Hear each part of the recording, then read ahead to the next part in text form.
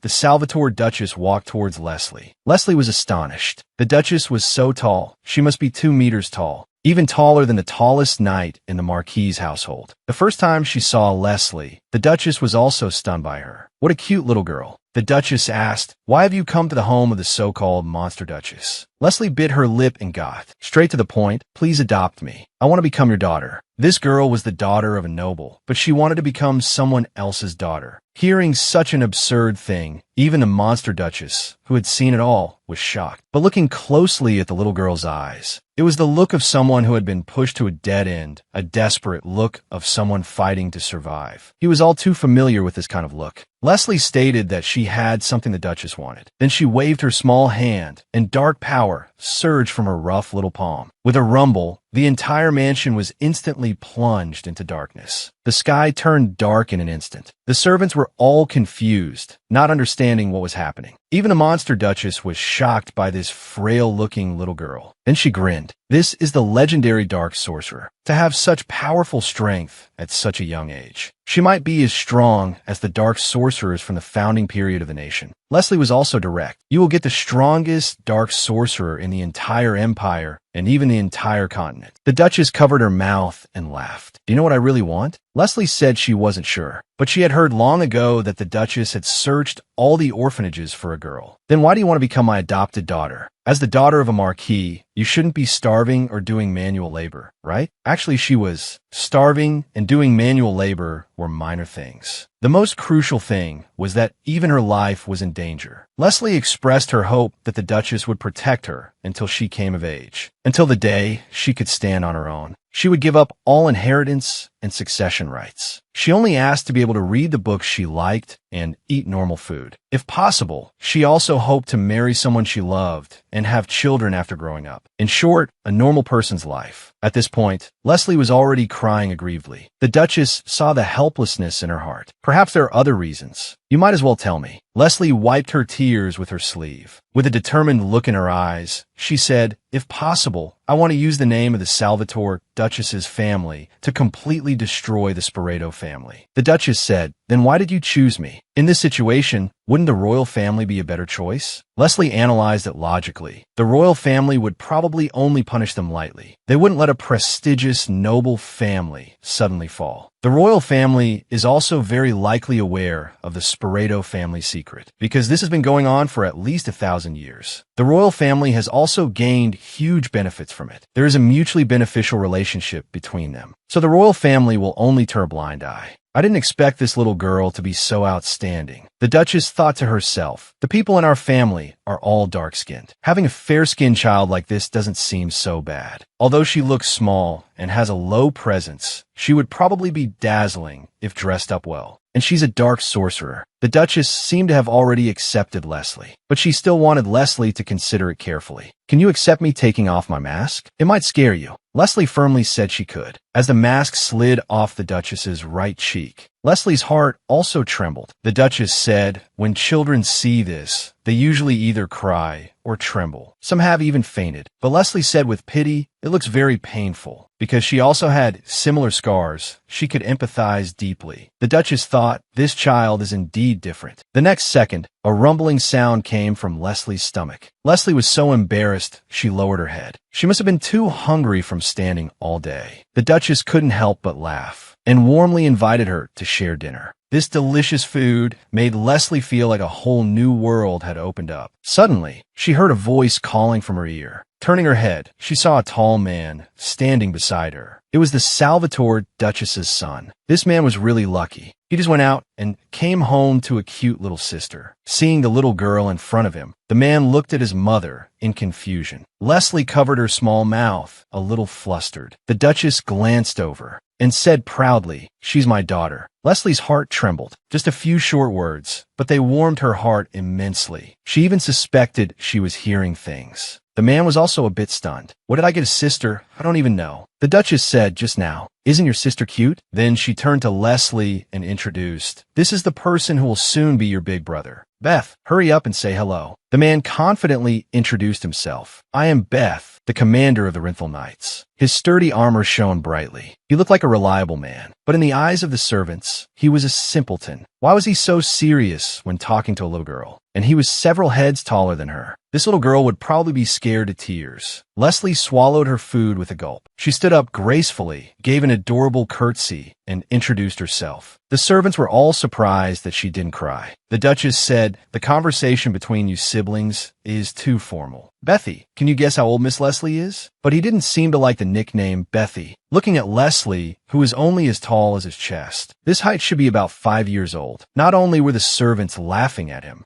Leslie's mind was buzzing with laughter. He said righteously, "My younger brother Andy was about this tall when he was 4. Since she's a girl, adding 1 year must be right." Leslie said awkwardly that she was 12 this year. Beth was also instantly embarrassed, but you couldn't blame him, because the people of the Salvatore Duchess's family were naturally tall. Their standard of measurement was much higher than that of normal people. Truly a biological mother. The first time the siblings met, she deliberately dug a pit for him to fall into. The Duchess gave Leslie a pat on the head. "Did you enjoy dinner today?" Leslie also praised it with satisfaction. It was the first time she had eaten such delicious food. It was like a taste of heaven. At this moment, the head chef, who was peeking from outside the door, fell to his knees with a thud. After working for 16 years, he finally received his employer's praise. A grown man started crying. Unknowingly, it was already late. It was the first time Leslie felt that time passed so quickly. When asked if she needed a ride back, Leslie said no, because she had told the coachman that she would be praying all night at the temple. The Duchess happily said that their guest room was empty. Looking at Leslie's burned arms, the Duchess's heart ached. "Beth," the simpleton muttered, "who did this?" The Duchess immediately called for a priest to help with the treatment. Everyone in the Duchess's family seemed to be very gentle. The priest cast a spell with a whoosh, and her hands were healed. Happiness came a bit suddenly. Leslie still couldn't believe it was real. She pinched herself hard, and it felt quite painful. Turning over, she smiled to herself and said, "So this really isn't a dream." Recalling the events of the day, the warm afterglow of happiness still flowed through her body. But she couldn't relax yet, because she still didn't know what the Duchess would need her to do.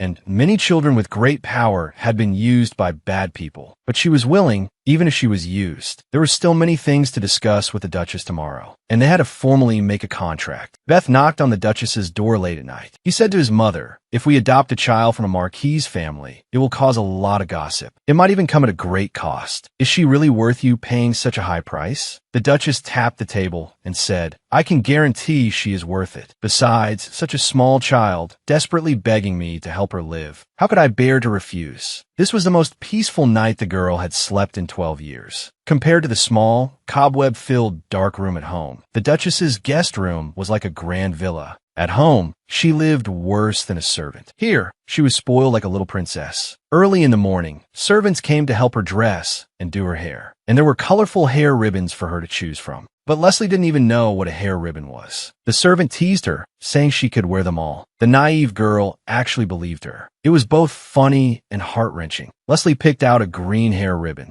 Although the servant thought blue would suit her better, she insisted on using this one, because this color matched the Duchess's eyes. The little girl was really thoughtful about a color. The Duchess was already waiting in the dining room. Seeing Leslie arrive, she immediately smiled in welcome. Leslie gave an elegant little curtsy, thanking the Duchess for her care. The hair ribbon floated like a small butterfly on her silver-white hair. Today, she was a beautiful little princess. Even the servants couldn't help but secretly admire her from behind. The food was also exquisitely designed. Leslie's appetite greatly increased. One bite was extremely satisfying. The servants all said that the little princess looked so cute even when she was eating. But when the Duchess suddenly turned her head, the cute servants shrank back. What an interesting family. But after eating, it was time to talk business. Leslie nodded in response, "Yes. I'm sure you've already guessed that I plan to adopt you as my daughter. but you don't have to thank me, because I will also use you if necessary. She didn't expect the Duchess to be so direct, but being so straightforward was actually more comfortable. But adopting a child from a noble family is not an easy matter, especially from the highly prestigious Sporeto family. However, Leslie firmly believed the Duchess could do it. The Duchess also gave a clear answer. After all, the Salvatore family's rank was higher than the Sporeto family's. Besides, she was the head of this house, but she also needed time to handle it. On one hand, to complete the procedures. On the other hand, to deal with the royal family and other nobles. The most important thing was to get the consent of her biological parents. After all, her biological parents were still alive. It would be unjustifiable to adopt her without permission. At the mention of her parents, Leslie's heart tightened. Can such people even be called parents? The Duchess said it would take at least a month. You should know that a month for Leslie was also a very painful ordeal. Leslie thought, maybe I should just stay here and not leave. I really don't want to see those relatives who are worse than animals. But on second thought, she really couldn't be so reckless, because staying here now would definitely only cause conflict between them. It would only add to their troubles. It was already great that it could be handled in a month. Maybe she could get through it if she just gritted her teeth. The Duchess said that there were 2 more things to accomplish within this month. One is not to let anyone else discover your power. 2 is to stay in a marquis's house for a month without getting hurt again. Leslie's heart suddenly sank, because she had once used her dark power on her father. Although it wasn't obvious, what if he guessed and would never let her go? Thinking of this, Leslie's eyes filled with regret. The Duchess saw Leslie's unease and gave her a reassuring pill. Don't be afraid. I'm here. Just a few simple words, but they filled Leslie's heart with a sense of security. Leslie also believed that she could get through this final hurdle. Then she boarded the carriage back to the Sporeto house. The Duchess watched the carriage leave from upstairs. Perhaps for her, this matter was also a huge challenge. This was a carriage ride from heaven back to hell. Watching Leslie's departing figure, the Duchess also had mixed feelings, because she had probably already fallen in love with this prospective daughter who came to her door. Actually, during her first pregnancy, she and her husband had particularly wanted a girl. Her husband had even already picked out a girl's name, Alice. He had also prepared girls' clothes. Unfortunately, the one who was born was this simpleton in front of her. The Duchess then gave Beth a task to find a rat in their house, because the Sporeto family knew that she had sent people to the orphanage. There must be a spy in the house. But it was also because of this that she was able to meet Leslie. Perhaps it was fate. The Marquis probably never dreamed that the daughter he ignored was so cute and powerful. As soon as Leslie got home, she was blocked by her vicious sister. She wanted to brush her off, but unexpectedly, Ellie grabbed her arm. She was both anxious and worried, forcing her sister to tell her where she was last night. Leslie shook her off with one hand. It's none of your business. I have no interest in your affairs. I hope you feel the same. It was best to keep her distance from them this month. The Duchess and the priest had also said that there was no need to get entangled with them. The noise filled the entire house. It even attracted their vicious mother. This two-faced sister reacted quickly, immediately pretending to be pitiful, and threw herself into her mother's arms, aggrieved. The mother glanced at Leslie beside her and immediately turned into the image of a demon. This vicious mother and daughter were indeed related by blood. But Leslie didn't want to bother with her. She ignored her and turned to leave. Even if we are related by blood, I don't count as her child, do I? The vicious mother immediately became furious. Heavens, you dare to ignore me? You will immediately go with me to the room of mirrors for punishment. Speaking of the room of mirrors, it was the most terrifying existence for Leslie. For the past 12 years, when she was punished, she had to stand in front of the mirror and repeat over and over again that she was a useless child. Living for her sister was her only use. It's better not to have a mother who is worse than an animal. Then the mother actually grabbed Leslie's hair. Leslie endured the pain and struggled hard to break free. A large handful of her hair was pulled out. Leslie cried out, "I don't want to be your daughter, and I will never go to that room again." At this moment, she really wanted the darkness to swallow everything, to make the demons here in this sinful house disappear together. But not yet. She had to make the Sporetos suffer a more cruel punishment. Leslie endured her anger and turned to leave, locking herself in her room with a bang. The dark power gradually overflowed from her body. She didn't know how long she could endure. Now, her only spiritual support was the bright hair ribbon in her hand. The voices that appeared under the furnace that day echoed in her mind. Leslie cried in pain, I will definitely avenge you all. I'll get revenge for my share too. The mother complained angrily to the father. Leslie must be crazy. Ever since she fell from the tower, her personality has changed drastically. Her brain was probably damaged in the fall. And that day, I don't know what trick she used, but it caused the wet nurse, Roya, to fall. She said it was like she used magic. Hearing this, the Marquis's body trembled violently. His heart seemed to be struck by something. Could it be that Leslie also possessed dark power? So he searched through books all night. Was it possible that a child destined to be a sacrifice could also possess dark power? But the books had recorded that a child born with honey-colored hair and eyes like green shade was destined to stand at the top of the Sporeto family. And the one with silver hair was destined to be the first child sacrifice. Could this also be wrong? If Leslie really possessed dark power, then it would be killing two birds with one stone. Send Ellie to the royal family as a consort as planned, and then send Leslie to the war-torn lands to fight. Then it would be a double harvest of dowry and prize money. Thinking of this, the Marquis couldn't help but laugh out loud. He thought that even the Salvatore duchess, that woman, wouldn't be able to look down on him then. Now he needed to confirm the extent of Leslie's power. The Marquis opened a book full of ancient language. Turning to a page, he was suddenly stunned. The silver-haired child will also have a weak power. Just by pushing them into the fire, the power they possess can be strengthened. Seeing this, the Marquis laughed with delight. The corners of his mouth lifted as he said, "I was right. The second dark sorcerer is born." I've never seen such a hypocritical father. A few days ago, he had just pushed the daughter he had abused for 12 years into a fiery pit. Today, his attitude did a 180-degree turn, because he learned that his younger daughter had obtained powerful dark magic and had great value to be exploited. Waking up, Leslie looked bewildered.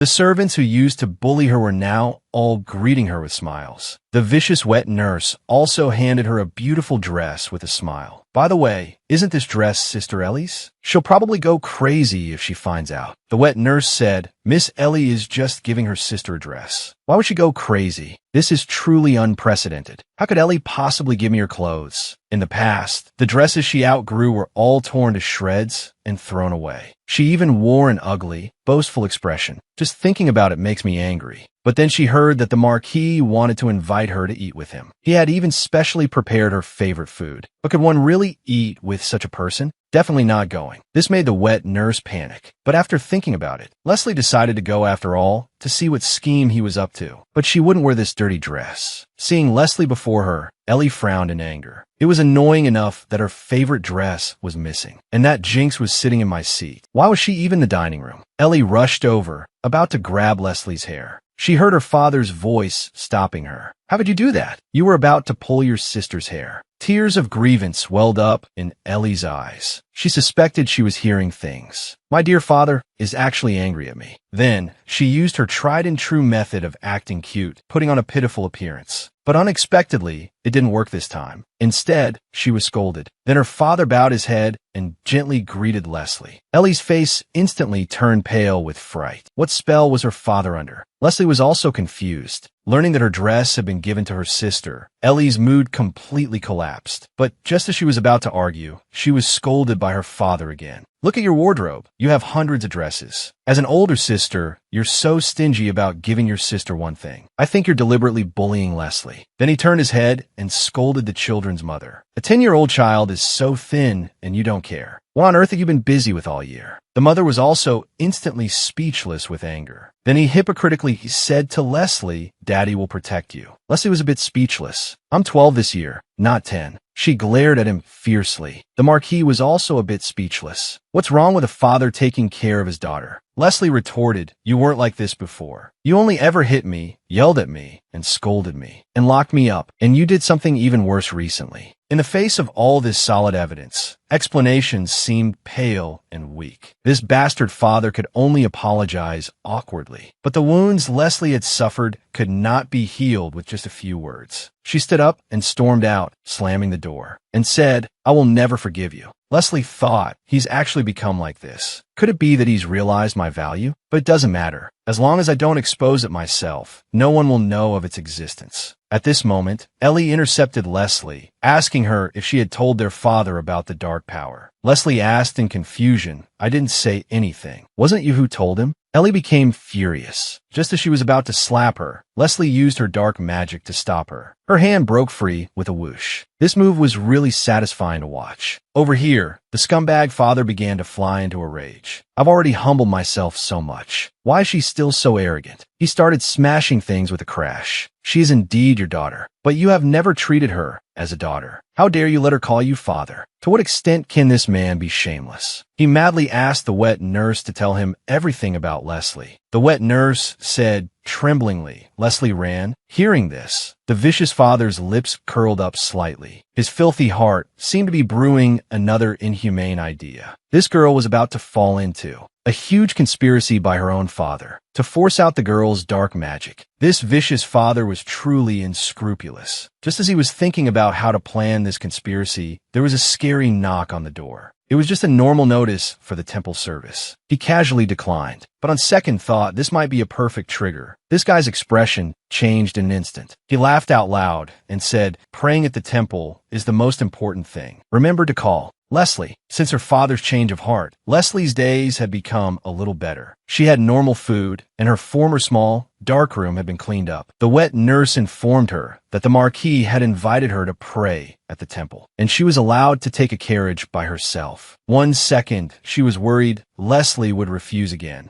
The next second she agreed. After all, anywhere was more comfortable than this house. Although this carriage had a strange smell, it was rare for Roya and the Marquis not to be around. Her mood instantly became much more relaxed. Recalling the past 12 years, Leslie really didn't know how she had survived. Only a few days had passed, and she was already eager to go to the Duchess's house. Perhaps it was because after tasting the sweetness of the world, going back to a hard life was 10 times more agonizing. In another carriage, the mother and sister both had sour expressions. The Marquis's recent attitude towards Leslie made them very dissatisfied. The Marquis waved his hand out the window. The carriage stopped. He handed a note to a burly man with an axe. Then he knocked on the carriage and told them to turn around and go home directly. The mother and daughter were also confused. The Marquis explained that the axe was to prevent the fire from getting too big. Everything was under his control. Just before getting on the carriage, Ellie had smelled that Leslie's carriage had a strong odor, plus the fire her father mentioned. Ellie realized her father's plan. Her heart was pounding, and she broke out in a cold sweat. Leslie was just about to wish for this month to pass quickly. She couldn't wait to go to the Duchess's house. The carriage stopped with a clatter. Leslie didn't understand. She knocked on the carriage, but there was no response. A bad feeling instantly welled up in her heart. She wanted to escape quickly, but found that the door was already locked. Just as she was about to jump out the window, a raging fire started. The scene from under the furnace reappeared before her eyes. Leslie was so scared, she trembled unsteadily. She fell to her knees with a thud. With tears already streaming down her face, she didn't know what to do. In this situation, if she used just a little bit of dark power, it would be enough to open the lock. Seeing the familiar figure of the servant outside the window, Leslie realized that this was a conspiracy planned by the Marquis. It was to see her dark power. When will this torture ever end? It's better to die like this than to swallow everything here. Just as Leslie was about to use her dark power, she faintly heard the sound of someone breaking down the door. As she was about to faint, she vaguely saw a familiar figure. It was the eldest young master of the Duchess's family. Just as the two siblings clasped hands, Leslie fainted. Luckily, he arrived in time. Leslie was not seriously injured. Although he injured his hand while breaking down the door, it was not a major injury. It turned out that just now, while the knights were guarding the royal family, they received a report from a mysterious woman. She said that on the way to the temple, a carriage had caught fire. Please rescue her before she uses her power.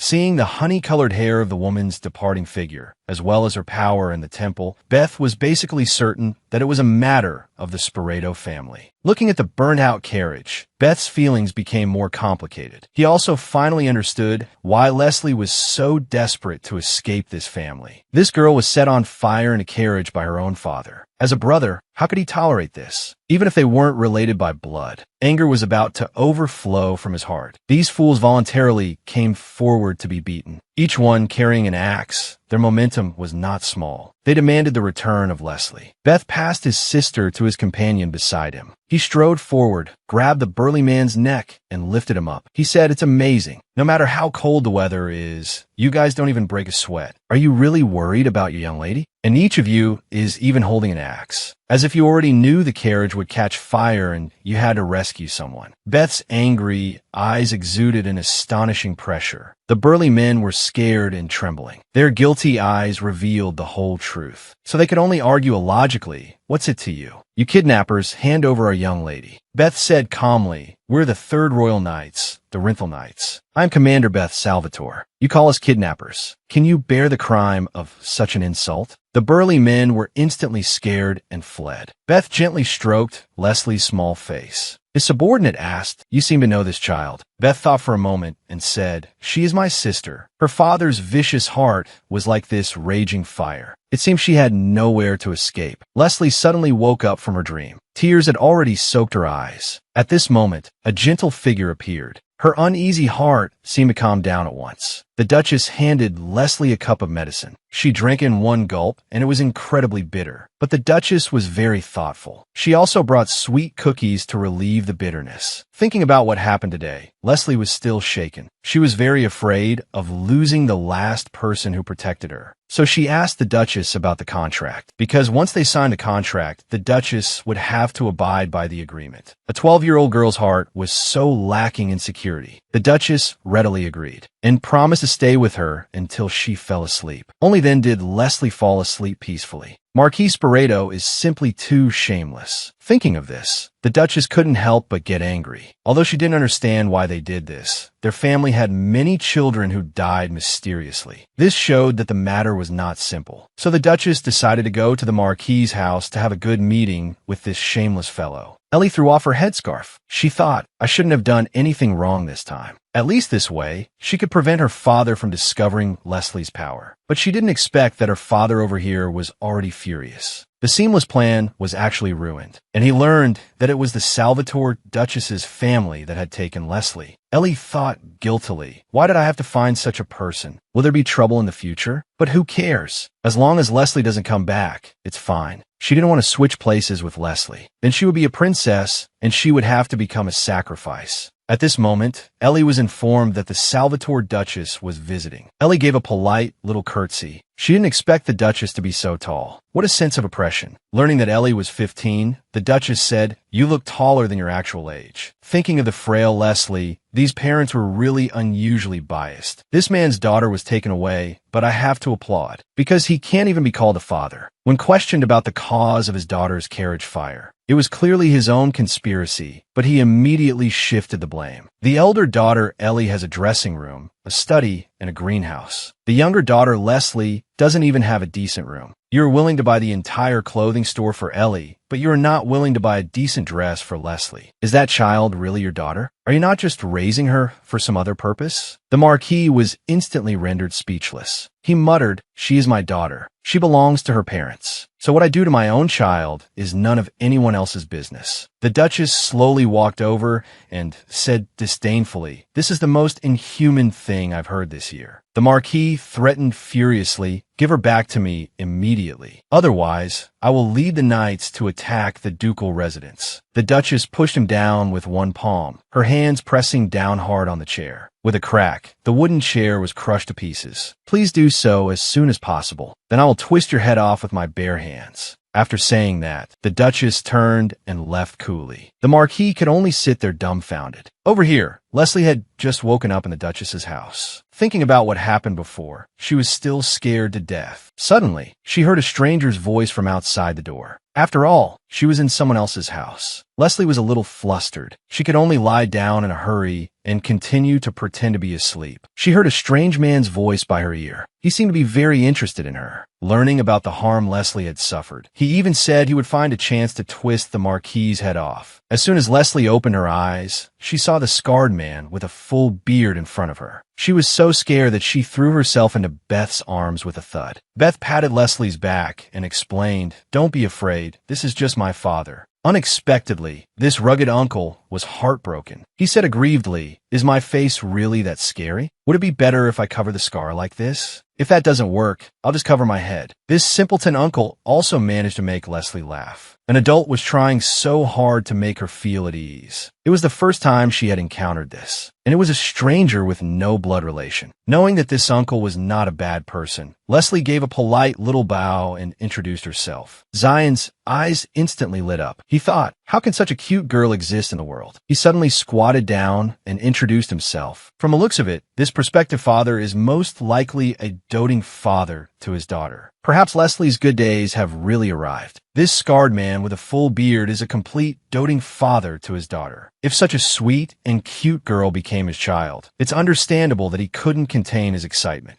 He watched Leslie eat with a gratified expression. He was still worried that she wasn't eating enough and wanted to get her meat. But the little girl had just woken up and couldn't eat greasy food. After being stopped by the butler, he still looked aggrieved. Hearing that she had been sleeping in the Duchess's house for 3 days, Leslie was also a little surprised. She said worriedly, did the Sporeto family cause any trouble during this time? Actually, she knew very well. The Marquis, a person who would do anything for a little profit, would definitely come to cause trouble. But Zion replied with a smile, nothing happened at all. His big hand didn't forget to slightly cover the scar on his face. Then he said even more proudly, my lovely wife personally gave him a good thrashing. The butler was startled by this. But Leslie was like a blank slate who had not yet seen the world. She didn't even know what thrashing meant. Used to the humble life at home, she even had to think about whether she would be scolded for asking a question. But after all, this place was different from her former home. In the end, she asked loudly, thrashing is when you snap someone's neck. Before the butler could stop him, this straightforward man said it. Leslie's curiosity was quite strong. She asked so many questions that Beth broke out in a cold sweat. Zion was even kicked out of the door. Poor him. He really had no status in the family at all. After all, he came from a mercenary background, so it was understandable that he spoke without restraint. Leslie said naively, did the Duchess really twist the Marquis's neck? Beth broke out in a cold sweat. He quickly explained that the Marquis had indeed come to the door and publicly shouted. He had also hired many experts who specialized in shady business. Although only the Duchess was at home that day, he had chosen the wrong opponent. In just a few moves, this group of experts was beaten so badly they fled. In the end, she grabbed the Marquis's arm. With a crack, she broke it. Hearing this, Leslie was surprised. The Duchess broke the Marquis's arm. Zion even dared to call the Marquis a fool. The person who once seemed so powerful and terrifying now didn't seem so strong and completely unbeatable. Beth also took on the appearance of a big brother, gently feeding Leslie. The butler gently opened the door to the room. She couldn't imagine that this large and exquisite room would be hers in the future. Her small feet stepped on the soft carpet as if stepping on clouds. There were also dedicated servants assigned to her. He looks so gentle. The love that has been missing for the past 12 years can be made up for right here. The girl has a new mother. She instantly transformed from a poor wretch into a little princess. This new father dotes on his new little daughter. He has a fierce appearance, even a scar on his face. But the moment Leslie is mentioned, his face instantly fills with delight. He spent the whole night in front of his wife, praising how cute Leslie is, saying she's beyond compare to those two rascals. But completing the formal adoption is still a bit tricky. The Marquis is quickly erasing the evidence of his abuse of Leslie. Sayin says that if that Marquis fellow is sent to the battlefield, he'll have to pretend to slip and snap his neck. That's actually a pretty good idea, though not very practical. Early in the morning, the Duchess was waiting for Leslie to have breakfast. The family is happy and harmonious. This is what a family should be like. Her older brother Bess also dotes on his little sister, immediately calling her to sit beside him. Seeing that the tiny Leslie even struggled to get into her chair, Sayin immediately wanted to arrange for a new one. He also wanted to arrange for more beautiful new clothes. Custom-made ones would probably take some time. He had to call someone to take her measurements right away. Leslie was a bit overwhelmed by the favor. She sensibly said there was no need to buy a new chair. I will eat all my food and grow tall quickly. It's such a waste to buy a new chair just for my height. The Duchess said their family is quite wealthy. Your comfort is more important. She immediately tapped the table and arranged for everything. It's so nice to have such a lavish mother. Besides the thoughtful care of her parents, Bess also has to take his sister shopping. If he has to work, then he should just take a day off. Sam was also bursting with childish excitement, clamoring to go too. But as the Duchess's proxy, he had a mountain of documents to handle. Bess saw his younger brother outside the window. He immediately picked Leslie up. Pointing to the red-haired guy downstairs, he said his name is Andy. He's about to become your second older brother. And the back of the other person looked somewhat familiar. It turned out he was the eldest son of the Duke Vitanra's family, Conrad. Conrad glanced back, and Leslie recognized him, because his golden eyes were unforgettable. He had once helped Leslie up at the temple when she almost fell. Bess said that Conrad has a very powerful voice. He is also a member of the True Knights. He's actually a holy knight. That sounds very impressive. Just as she wanted to take another look, he had already disappeared. Just then, a young man's voice reached her ears. Red hair, green eyes. He was also very tall, but he spoke rather impolitely, brother. What is that thing? Leslie was also bewildered. This second brother didn't seem easy to get along with. One moment, the red-haired man was aggressive. The next, he was slapped by his older brother. A slap that was really fast. But to call such a little cutie a thing, he deserved it. Leslie thought it looked painful just watching. The handsome young man Conrad beside them was flustered, seeing that familiar face. Leslie's face turned red with shyness. She quickly turned her head away. Hopefully, he had forgotten how pathetic she looked back then. Leslie shyly hugged Bess's shoulders tightly. Unexpectedly, the thing she feared most happened. Conrad actually stepped forward to greet her, and he introduced himself in a friendly manner. But Leslie just hastily said her name without adding her surname. She knew it sounded snobbish, but she didn't want to add the surname of that sinful family. And she couldn't call herself Leslie Selvey yet. But luckily, Conrad didn't mind. Instead, he even complimented her. Leslie is a beautiful name. Then he gave a polite bow and turned to leave. When Leslie turned her head to look, he was already gone. Only a pathetic Andy was left lying on the ground.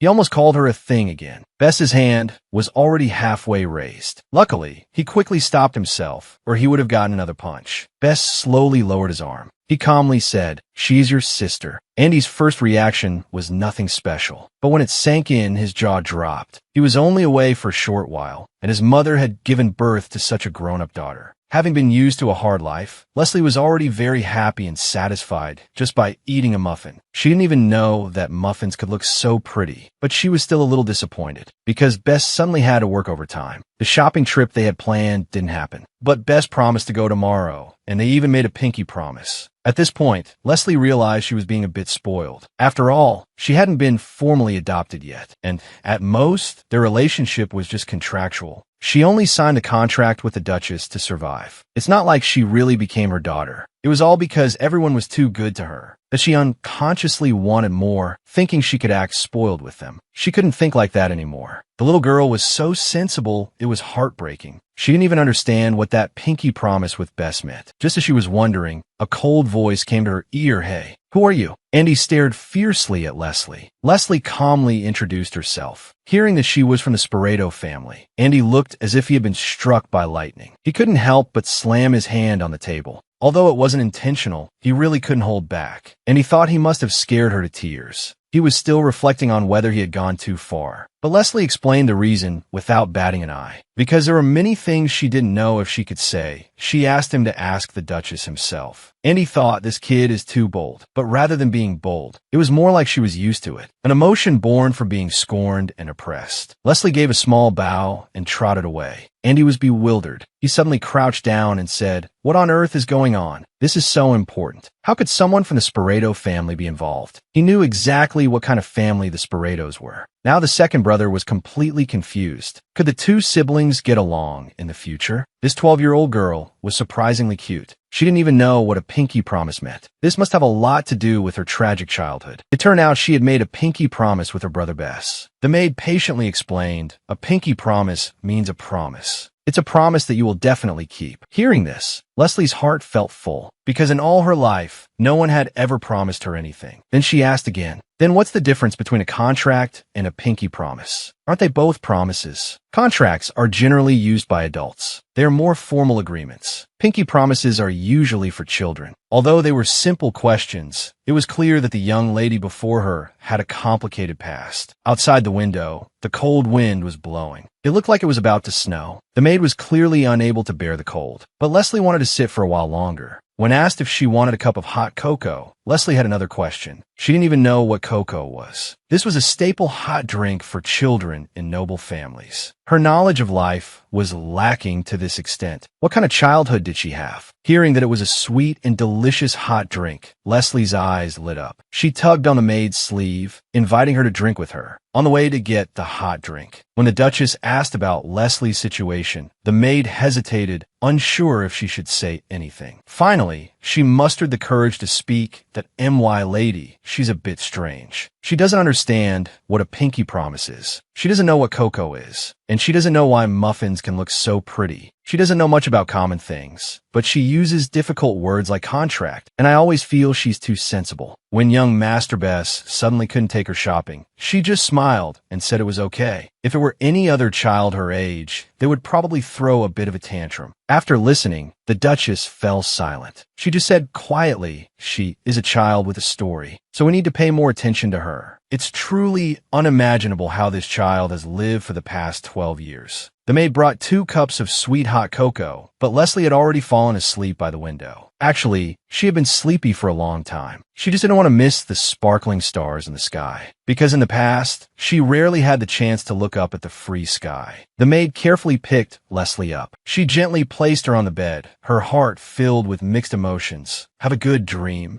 my lady." The next morning, after a night of wind and snow, the surroundings were covered in a thick layer of snow. When a maid came to the room, Leslie was already sitting by the window, watching the snow. She was so excited about today's shopping trip that she woke up early. Despite the extremely cold weather, Bess arrived on time for their appointment. Draped in gray-green fur, he looked exceptionally tall and handsome. Leslie, dressed like a fur ball, trotted over. Bess picked up his sister in one motion. The maid explained, "This is what young Master Andy wore when he was 10. It's the smallest thick clothing in the house." A 12-year-old wearing a 10-year-old's clothes, and they were still so big. It was quite a blow. Bess comforted her. "You're a girl. You're naturally more petite. Don't worry about it." Unexpectedly, the butler poked Bess, delivering a sharp blow. Young Master Bess. Actually, girls should grow faster than boys when they're young. Bess thought, "Don't ruin the mood." He could only console her. "Just eat more meat, and you'll grow tall quickly." Leslie naively believed him and asked, "Can I grow as tall as the Duchess?" That should probably be possible. This was a girl's first time shopping in 12 years. That day, she was dressed like a furball. She threw herself into her brother's arms, feeling an overwhelming sense of security. Even something as simple as looking out the window felt exceptionally relaxing and free to the poor child. From this moment on, the love that had been missing for 12 years would slowly be returned. The high-end clothing store was filled with a dazzling array of clothes. The maid didn't hesitate when shopping. "Bring everything our young lady can wear. Loungewear, formal dresses, winter coats, cloaks, as well as shirts, trousers, and gloves. If you don't have them in stock, take her measurements for custom orders." What a lavish, noble family. Speaking of custom ordering trousers and shirts, that probably meant the Duchess would personally teach Leslie. After all, physical fitness is also very important for a girl. Leslie changed into a thick shirt, blue with gold trim, looking rather noble. The petal-like embellishments on the skirt's hem made her look exceptionally elegant. As long as she liked it, they would buy it all. After all, the family wasn't short on money. But happy times are always interrupted by killjoys. Leslie had just turned a corner to go to the restroom when she was grabbed firmly by a pair of familiar hands. That vicious sister was pestering her again.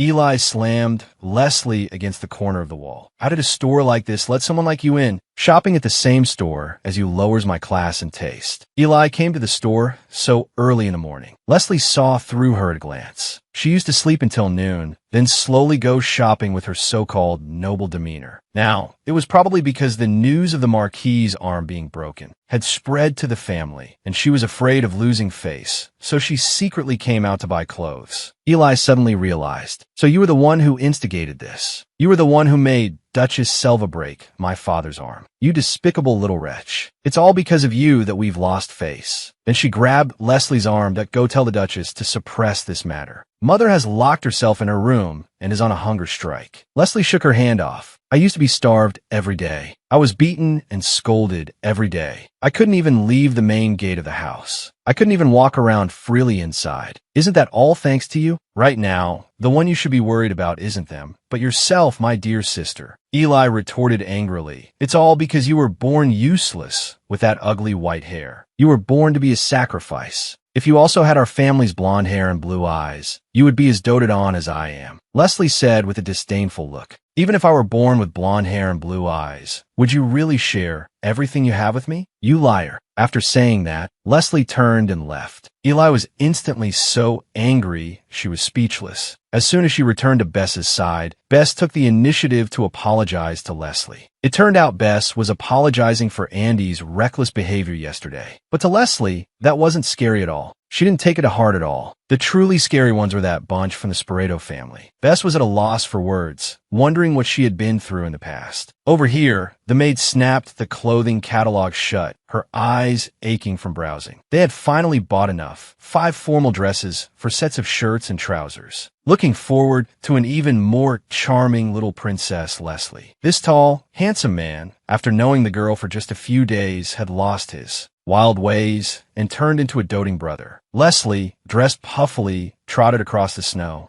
Suddenly, she was captivated by a dazzling toy house. Her big brother called out and pointed towards the toy house. This was the first time Leslie had ever seen so many toys. There were cloth dolls and all sorts of figurines. Leslie stared intently at a black rabbit. Bess also said she could pick whatever she liked, but Leslie sensibly said, "No, thank you. Just looking is fine." She thought to herself that dolls weren't a necessity. She had lived for 12 years without a single doll and had gotten by just fine. Bess picked Leslie up, insisting that she choose one. But Leslie still shook her head, saying no, thank you. Bess thought for a moment and said, "Then I'll just have to buy all the dolls here. Boss, please wrap up everything in the store." What a lavish big brother. Leslie was stunned. Bess said, "How can someone from our Selva family enter a store and not buy anything? Strange rumors might start. It wouldn't be good if people suspected our family is having financial problems. If you don't like any of them, then this is the only way." Leslie quickly stopped Bess. She awkwardly said she only wanted the black rabbit. "You can speak up about the things you want. This isn't the old Marquis's residence anymore." This feeling of being valued gave Leslie an unprecedented warmth. Just a piece of cake and a cup of hot cocoa could make her so happy. Actually, she could be a little more willful. Her being so sensible was all the more heartbreaking. How on earth did that Marquis family raise child? She had never even played like a child. Just standing a snowman cookie on her hot drink was a novel experience for her. She quickly called for her brother Bess to look. Perhaps this was the innocence a child should have. But unexpectedly, the cookie melted in an instant. To others, it was a small thing, but the kind-hearted girl thought she had been a bad person and cried sadly. That night, she even specifically asked the maid to keep it secret. Leslie woke up in the middle of the night. She quietly got out of bed, picked up the doll, and said happily, "My brother bought this for me. It's black, just like you. And the color of the bow is just like my eyes." The darkness under the bed shyly touched the doll. The kind Leslie, even after finding happiness, did not forget to share it with the siblings who saved her from the fire pit. The next morning,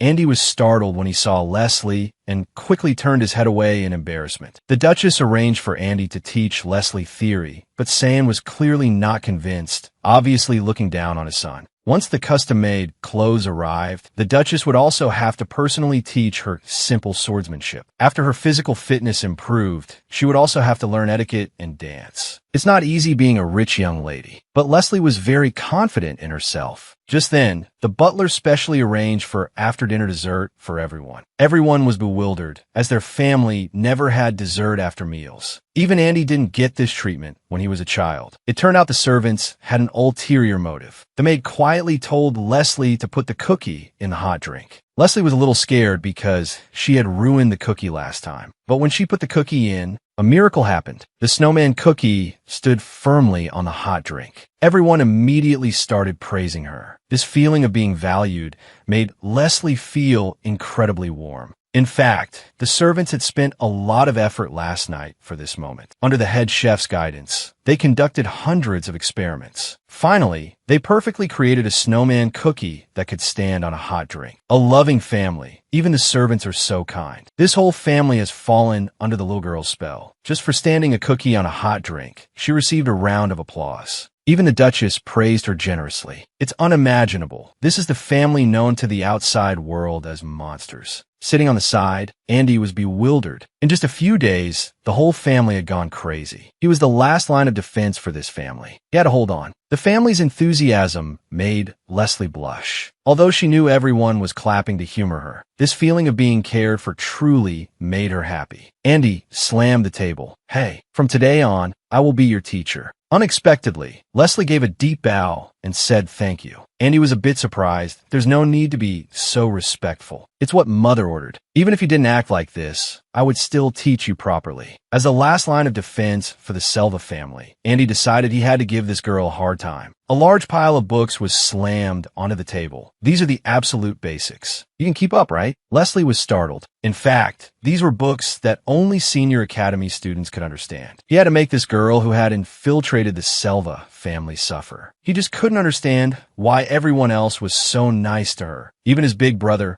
that's the last line of defense. I will absolutely not fall for it. Leslie hesitated. Andy quickly teased, "Are you going to say you can't do it? These are the absolute basics, you know." Unexpectedly, Leslie immediately proved him wrong. Not only could she read high ancient and divine languages, she also had a general understanding of the books he mentioned. For a child her age, this was already genius level. Leslie was still worried it wasn't enough. In fact, all this knowledge was what she was forced to learn back at the Sporeto household, and she would be beaten with a rod at the slightest provocation, because in the future, she was to assist Eli, who was marrying into the royal family. In her family's eyes, her ignorance was equivalent to Eli's ignorance. Andy also discovered that she had recently read the theories of the philosopher Nikia. His eyes instantly lit up. When asked which sentence from the book they liked, they both said it in unison. This was a rare, kindred spirit. Because Nikia was not well regarded in the philosophical world, almost no one read his work. His behavior was eccentric, and his ideas were difficult for ordinary people to understand. The theoretical books he wrote could only be understood by geniuses like him. Andy excitedly grabbed Leslie's small hand, thinking she was practically at a genius level now. It seems he was beginning to fall under Leslie's spell. Just how great was this little girl's charm? With her own power, she conquered the terrifying family known to the outside world as monsters. As the family's last line of defense, although he tried his best to control himself, and he almost fell for it, he probably never dreamed that a few hours later, he would become a full-fledged, doting brother. And he tried hard to remind himself that no matter how cute and harmless she looked, she was still a Sporeto. What a frightening child. I can't fall for it too. I am the symbol of the Selva family's wisdom and the last line of defense. But whenever Leslie mentioned his favorite philosopher, Nikia, Andy couldn't help but have his eyes light up. He just couldn't control himself. Perhaps it was because finding a partner with the same interests was too difficult. The key was that she was also a 12-year-old cute girl. Andy's defenses were repeatedly breached. He helplessly banged his head on the desk. Is this the little girl's unstoppable charm? Being her teacher might be an interesting thing. Her theoretical knowledge should be sufficient. She could start practicing using her power directly. But first, he had to let her see the power itself. With a wave of her small hand, the entire room was enveloped in darkness. Such a small body possessed such immense power. Even the worldly Andy was utterly shocked. He was so scared he became incoherent. This is the power that has maintained the Sporeto family's prosperity for 1,000 years. With such powerful strength, it's no wonder Mother was tempted. It's truly remarkable. Andy's hand unconsciously rested on Leslie's head. Is this the first step to falling for her? However, releasing power over a large area is the simplest method. Controlling power in a small area requires more skill. Andy pointed to a small wooden stake, telling Leslie to try and consume it with the power of darkness. but she ended up smashing all the wooden stakes to pieces, even though she only aimed for the third one. It's more difficult for people with immense power to attack small targets. That's why more practice is needed. Leslie said that she could control it in a small area before. Andy analyzed methodically. It's normal for people to perform exceptionally under pressure, but that's just a miracle that happens by chance. You can't expect luck to always be with you, because that's not your true skill. In the next few rounds of practice, Leslie, without exception, smashed all the wooden stakes to pieces. Although her intention was firm, she still couldn't control her power properly. Teacher Andy was also very responsible. He was very good at encouraging his student. This is something that even people who have been in the House of Mages for a year or two might not be able to do. He patted Leslie's little head and said, "You're already doing great. This genius can guarantee it." Then he rolled up Leslie's sleeve. "Your problem isn't with magic, but with your poor physical fitness. You're too short. You need to eat more and develop well. Once your physical strength improves, you'll definitely get better results." And he really had a way with comforting words. "You genius. Hurry up and become a doting brother." A terrifying family known as monsters is doting on a little girl with no blood relation like this. After just a short conversation, the barrier between Andy and Leslie was gone. One asked questions with a humble and eager attitude, while the other answered tirelessly. While answering, he didn't forget to coax Leslie to eat. When asked why the relationship between the royal family and the Selva family was so bad, she thought it was a well-known issue.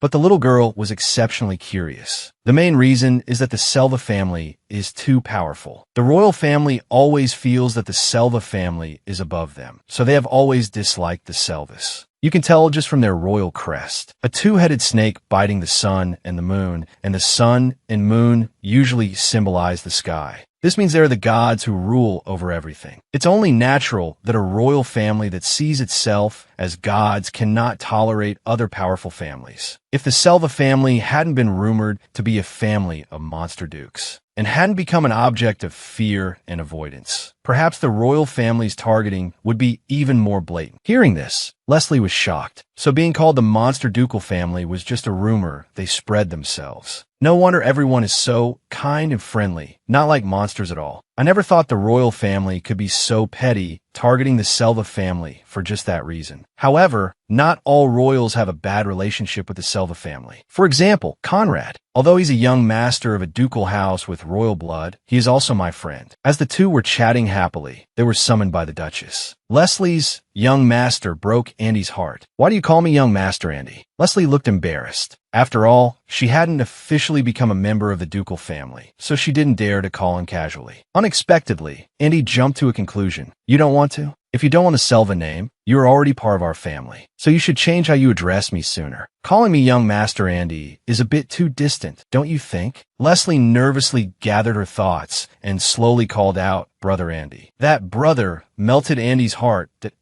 My dear sister. Then he picked Leslie up and they walked while talking. His personality changed so fast. "Weren't you a cool and arrogant guy just 2 days ago?" Andy reported Leslie's situation to the Duchess. He was not stingy with his praise for his sister. "She's very smart, a genius, just a little less so than me. At a young age, she has reached the level of a senior academy student. In terms of theory, she is indeed a genius. But her common knowledge is very poor, as if she just came out of some cave. She has also learned many strange fields. Her behavior is less polite and more like a maid's. Most importantly, she has very little self-esteem and rebelliousness. It's clearly a result of her long-term living situation." Only then did Andy become convinced that she had indeed escaped from the Marquis's residence on her own. "You like Leslie a lot too, don't you?" the Duchess asked. Andy's face turned red. He turned his head away and said, "Just a little," but his mother cruelly exposed him. "You definitely like her, because she seems to like Nikia too." This was a small detail she noticed during her last visit to the ducal residence. Andy blushed in embarrassment. The most important thing now is to teach Leslie well. On one hand, she needs to learn noble etiquette and conduct. On the other hand, she needs to improve her physical fitness. Her legs are so thin they look like they'll break if she falls. Also, she hoped that Conrad would teach Leslie. The master of such a powerful force is actually a weak girl. If her power goes out of control, the consequences would be unimaginable. And Conrad's divine power can calm other powers, which is a safeguard for Leslie. But can't magic do that? The Duchess confidently entrusted it to Andy. Leslie gently pushed open the door. The Duchess thoughtfully arranged a hot drink for her. Then she told Leslie something important. Marquis Spireto intends to take them to court. This man really has a knack for twisting right and wrong. His daughter, whom he abused for 12 years, was rescued by someone else, and he accuses them of kidnapping her. He didn't give her medicine when she was sick, didn't even give her food, and constantly abused her. When he came to rescue his daughter, his arm was broken by the Duchess, and he was seriously injured. But these crimes were all things he had committed. Leslie was being doted on in her new family. Hearing this, Leslie burst into tears. Tears streamed down her face. How dare he say that? And he calls that seriously injured. In his eyes, pushing someone into a fire pit is a small matter. He really only cares about his own injuries. Leslie trembled with anger. She volunteered to testify in court and tell everything she experienced at the Spireto household. This is a good idea, but it won't be very effective, because probably no one would believe Leslie, even though she is the one involved. Because the Marquis had long since declared to the public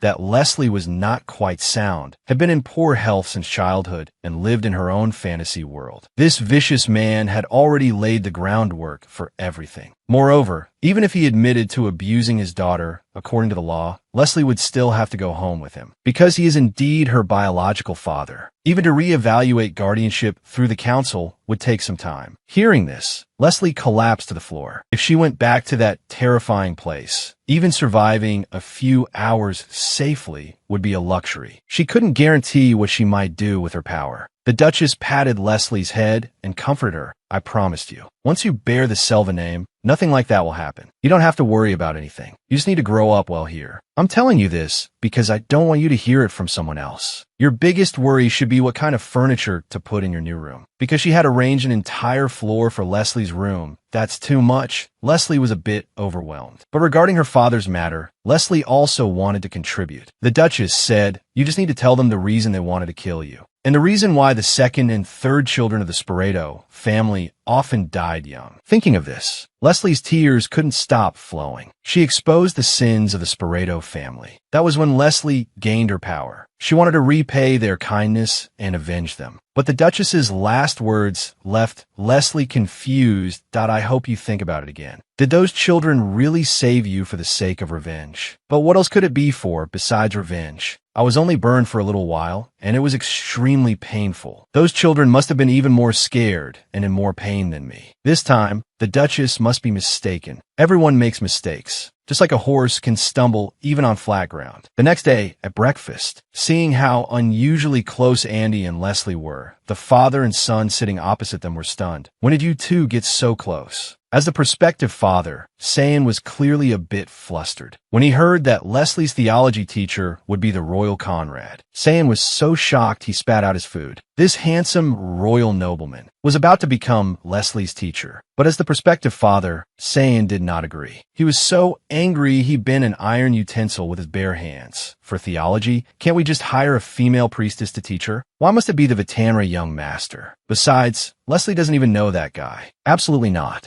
Big Brother Bess also felt his father had a point. However, at a family that values human rights, the most important thing was Leslie's wish. Although they said that, the father and son were practically radiating rejection. However, the Duchess also said she would respect Leslie's wishes. Leslie thought about it with difficulty. Before Sayan could voice his objection, Leslie's voice of agreement was heard. The father and son could only watch helplessly, as the Duchess said. Andy will teach Leslie's remaining subjects. Hearing this, Leslie was also very happy. She thought they would have to hire all new tutors. Brother Andy is so much better than the tutors at the Spireto household. Hearing Leslie call Andy brother, Sayan was also taken aback. The proud Andy didn't forget to show off a bit. The father and son were filled with envy. Sayan even pitifully expressed his request to Leslie. Although Leslie wanted to call him that in her heart, she hadn't been given the Selva surname yet. She was extremely conflicted. And if she called Lord Sayan father, then she would have to call the Duchess mother. Can I really call such an amazing person mother? Bess also patted his father's shoulder, advising him not to be so hasty. This will put a lot of pressure on Leslie. Let's start with me and Andy. Let her get used to it slowly before changing the address. With Andy's encouragement, Leslie carefully called out. Bess was instantly overwhelmed with affection. The social butterfly, saying, couldn't hold back, pitifully crying out that he wanted it too. Unexpectedly, Leslie shyly called out, "Father." In that moment, it was like a lightning bolt to his heart. His protective instincts exploded, and his whole body filled with strength. Sayin instantly burst into tears of joy. Just then, two hints came from his side. The Duchess rested her chin on her hand, looking at Leslie with anticipation. "I never thought such a formidable person could be so loving." Leslie clasped her hands nervously, her voice trembling with tension.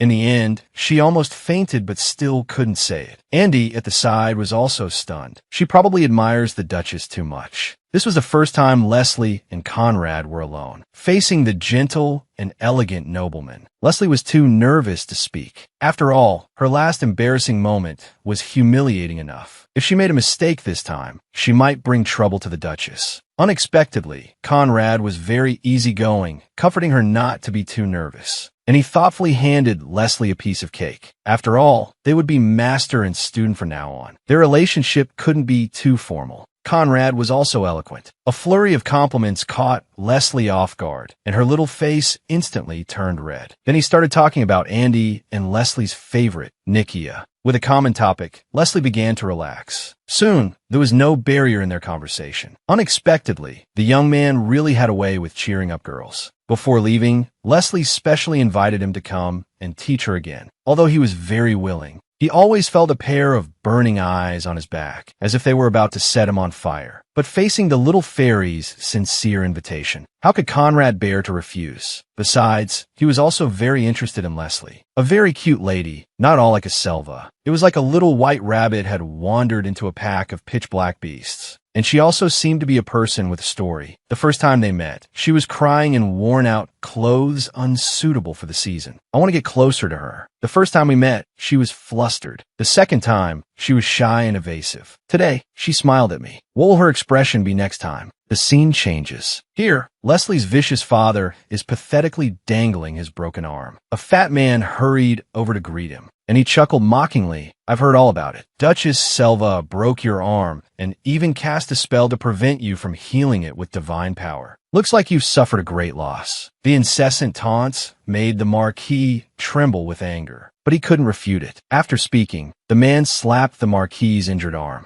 Then he turned and left. The Marquis was stunned with anger. He swung his cane at the nearby bushes. "They're all such petty people. When they begged me, they had such fawning expressions. Now they dare to laugh at me. The ones who brought him to this state were just two women."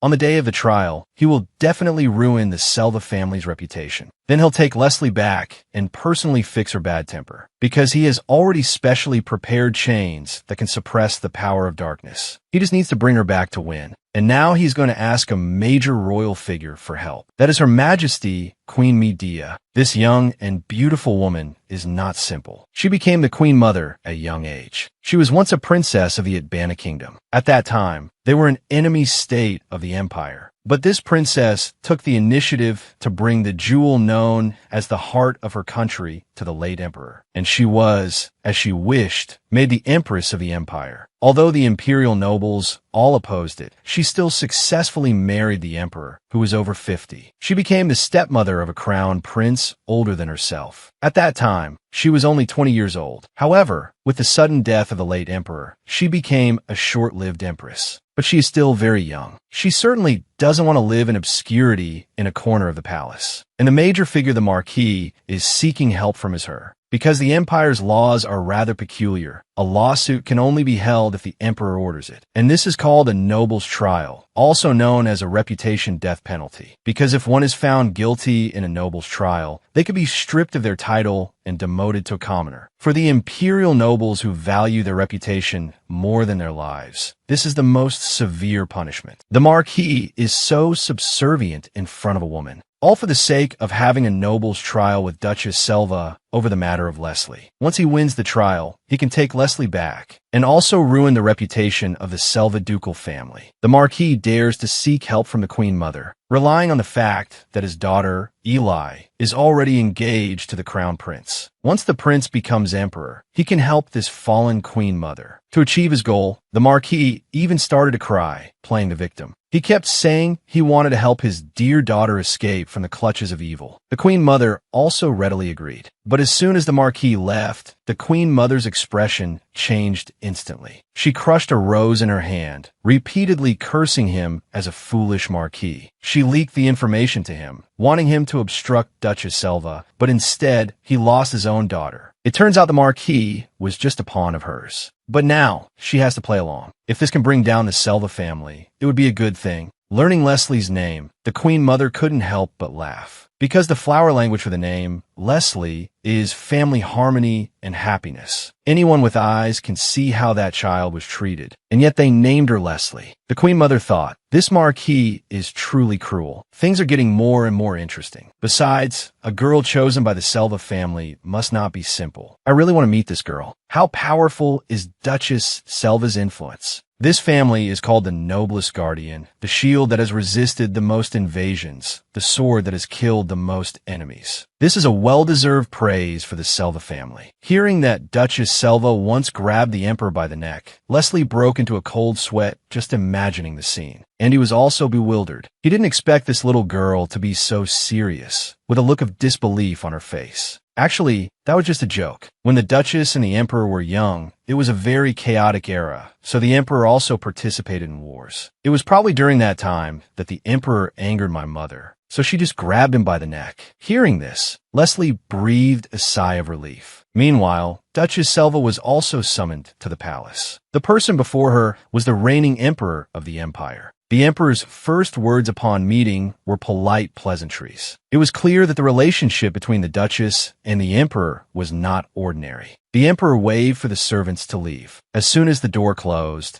his expression became anxious. What on earth are you thinking? There's nothing wrong with adopting a daughter. But why did you have to choose the second daughter of the Sporeto family? Everyone is pushing me to hold a noble's trial. Even the Queen Mother and the Crown Prince have stepped in. Being the defendant in a noble's trial is very damaging to one's reputation, especially for a family like yours that has always been impeccable. Everyone is waiting to see you become a laughingstock. You should just return the child and reconcile with the Sporeto family. These rumors are really bad for you. He's even saying you're a monster who eats children. And the mastermind behind it might be the Queen Mother Medea. At this point, even the Emperor looked helpless. The Duchess calmly put down her teacup.